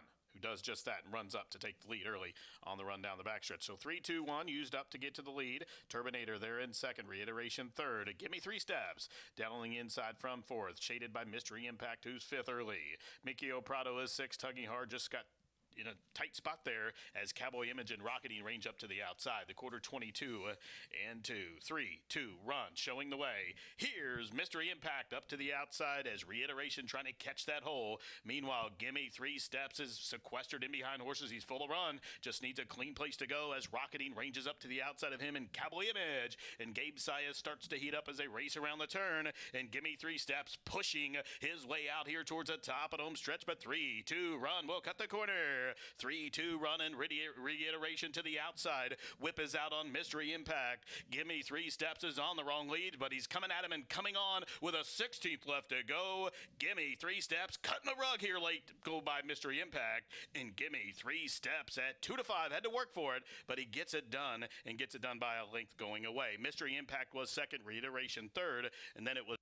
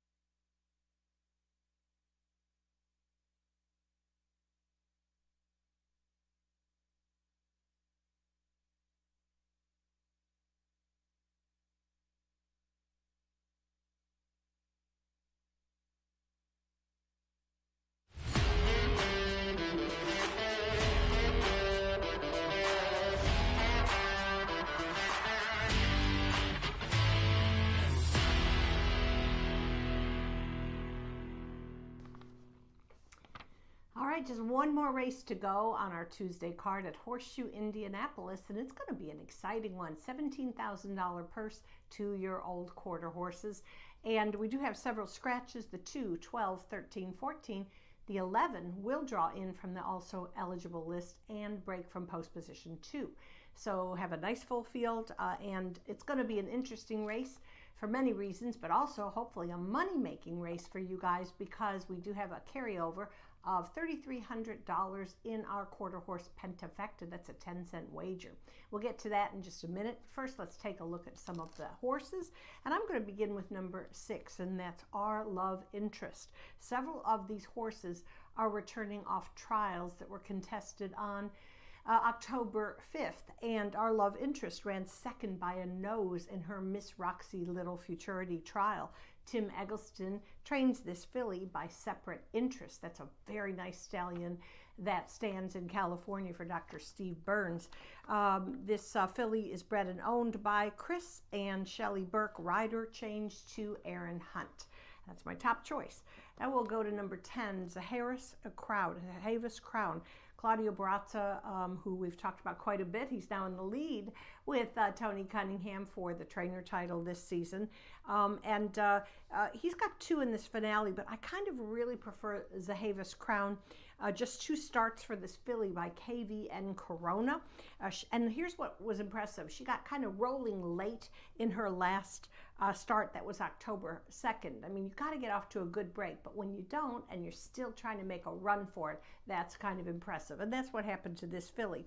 So we'll see. She's just making her 3rd start. She is owned by our leading owner of the meet, and that's Campos Family Ventures. They have another rider change for her. German Rodriguez, who has been no stranger to Horseshoe Indy, is going to guide the filly. All right, now we'll go next, number 5. The Red Eagle Creek returns off a start at Belterra Park for owner-trainer Hector Sanchez. Now, when you look at the program, you see that kind of high speed index. Belterra's figures are different than Horseshoe Indy, I will tell you that. And it's just they're configured differently. So don't take that high speed figure as something that could stand out, because I've seen in the past it really doesn't. Juan Marquez is going to have the call. And interestingly enough, this colt by Mr. Apolitical Dash ran second at this level here on July 15th. So even though he came from Belterra, he's got some Horseshoe Indy experience. And I'll round out my top 4 with number 9, and that's George Strait for you country music fans. Well, any music fan would love George Strait. But anyway, 2 runners today for Tony Cunningham. My nod goes to this gelding sired by KVN Corona, grade 1 winning racehorse, very proficient sire. And unfortunately, George Strait had the misfortune of running against Arbitro in the John Deere Juvenile Regional challenge race that we held here before. Now, Arbitro went on and became a grade 2 winner, went on to win that final in Albuquerque last weekend. So I've always said it's not a matter of getting beat, but who beat you. And of course, to get beat by a grade 2 winner is pretty impressive. So give George Strait a little look. I think he's capable of a better run today, and he's got a nice outside post. I'm going 6, 10, 5, 9. Now, you can take 5 horses and box them for just $12 for our 10-cent pentafecta. But if you want to throw in a couple others, either at the tail end or somewhere in the middle, I would suggest the 7 and 8. They're both lightly raced and good connection. So maybe enhance your ticket that way. So no matter what you do, hope you enjoy this race. And of course, good luck to hitting the pentafecta. And we'll see you back tomorrow for more live quarter horse racing action.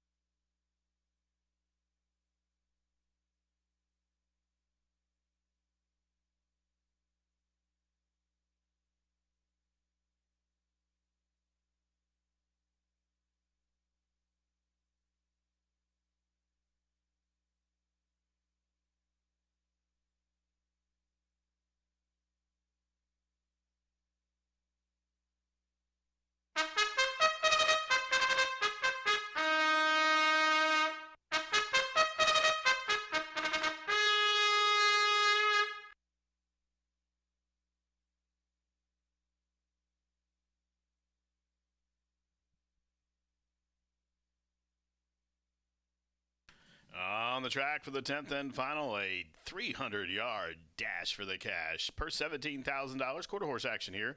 Maiden 2-year-olds to go 300 yards on a fast main. Be aware, a couple of changes in here. The one, Sachet Light, should read owner trainer Tony Cunningham. Cunningham, the owner trainer of the one, Sachet Light. Scratch number 2, Dash and Quick Corona.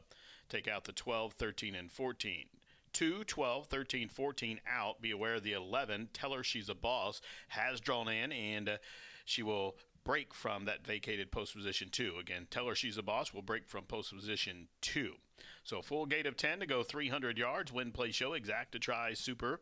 And also the Grand High 5 Pentafecta offered here. The 10-cent Pentafecta with that carryover of better than $3,300. New money closing in on $5,000. Just a couple of minutes. Get them in.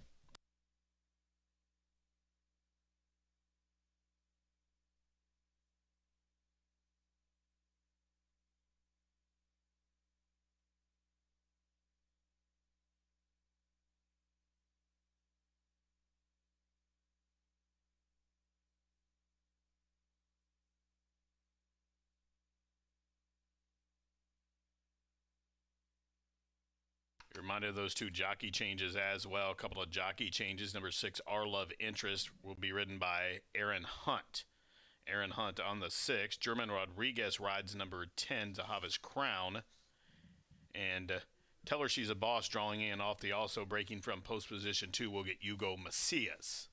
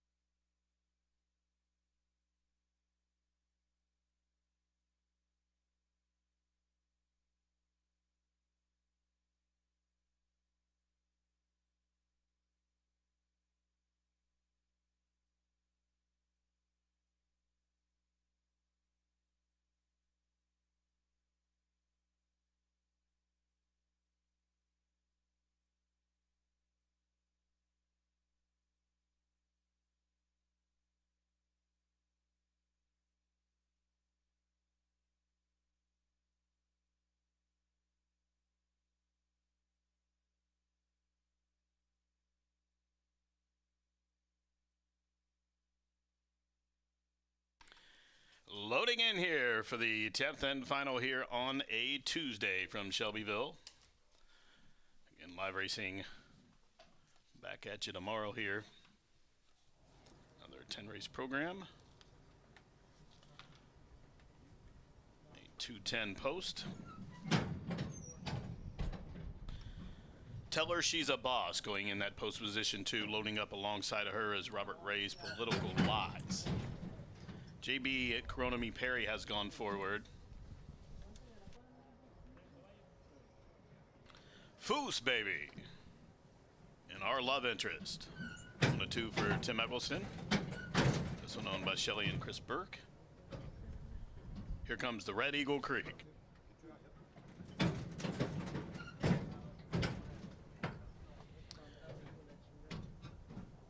Pamela Hahn's George Strait. Going in. And Zahaba's Crown to the outside. Field of 10 2-year-olds to go 300 yards. They're at the post. And they are off. Sachet Lights broke inward, broke alertly the Red Eagle Creek, and then up to the inside. Tell her she's a boss down the center of the track. Here comes the Red Eagle Creek, even further out. Our Love Interest, and way out wide, Zahaba's Crown down to the wire. Our Love Interest lunging and reaching and gets there. Our Love Interest just from Political Lies. Zahaba's Crown was there too. Then George Strait to the inside. Sachet Lights, Our Love Interest. A flying photo finish. What a run put in by Our Love Interest. She stumbled out of the starting gate for the first few strides, and once she regained her feet, she came with a rush. As the seas parted, the Red Eagle Creek shifted to the inside, her first hero to the outside, and it was daylight for Our Love Interest, who I think prevails, but that will take a photo. Stand by.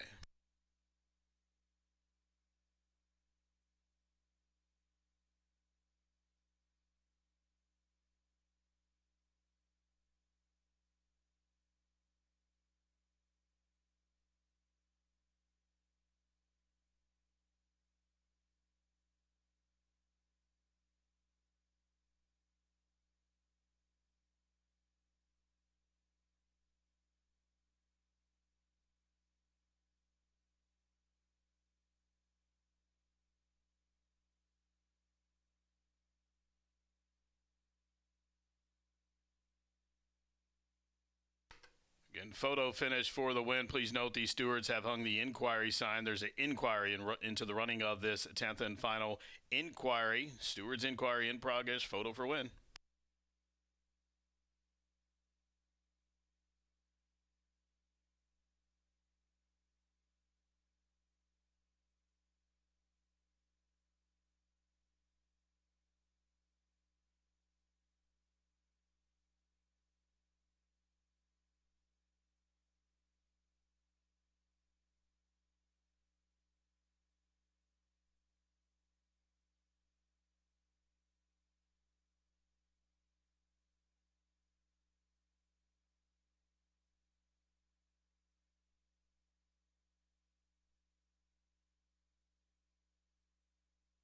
Result of the photograph showed that number 6, Our Love Interest, to be the winner. Second, number 10, Zahaba's Crown. Third, number 3, Political Lies. Finishing fourth, number 9, George Strait. And there's an additional photo required for the 5th position. 6-10-3-9.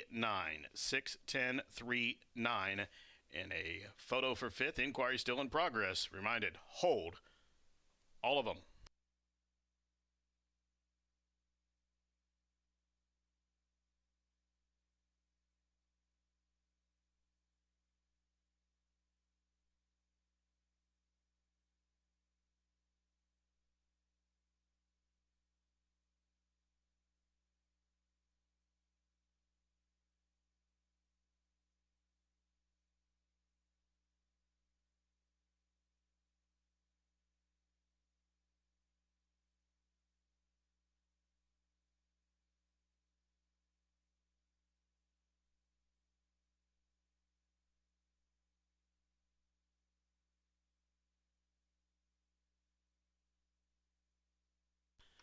Heading into the Murphy Trailer Sales Winners Circle number 6, our Love Interest, a 2-year-old bay daughter by separate interest out of that one sweet Jess mare named Jess Like That.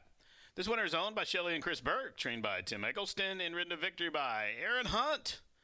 Aaron Hunt picks up the winning ride here in number 6, Our Love Interest, who was bred in Indiana by her owners, Chris and Shelley Burke. Again, Stewart's Inquiry still looking into the running of this 10th race, and a photo, the trio of placing judges trying to determine the 5th place finisher. Stand by.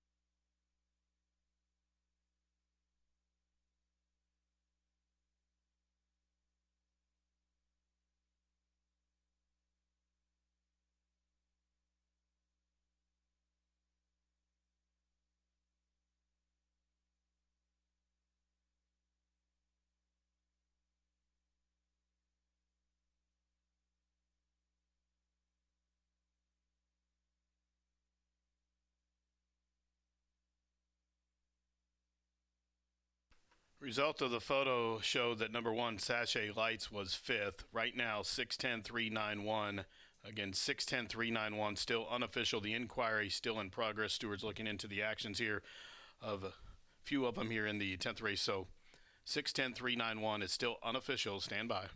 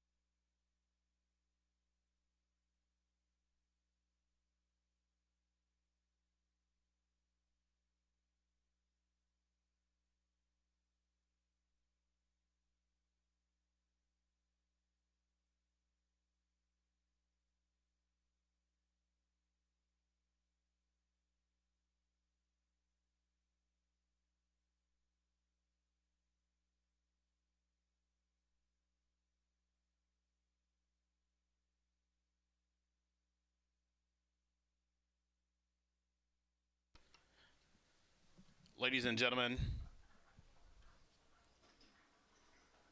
there has been a disqualification in this 10th race. The Stewart's Inquiry into the running of the 10th race. It does not affect your top 3 finishers. However, the 9, George Strait, who finished 4th, has been disqualified and placed 9th for interference to number 8, JB Corona Me Perry. Once again, the original fourth place finisher, number 9, George Strait, has been disqualified from fourth and placed ninth for interference to number 8, JB Corona Me Perry in the stretch. Moving up to fourth will be number 1, Sachet Lights, and fifth now, number 7, Her First Hero. So the new call for the Pentafecta, 6-10-3-1-7. Again, the 9 DQ from fourth, placed eighth. New numbers 6-10-3-1-7.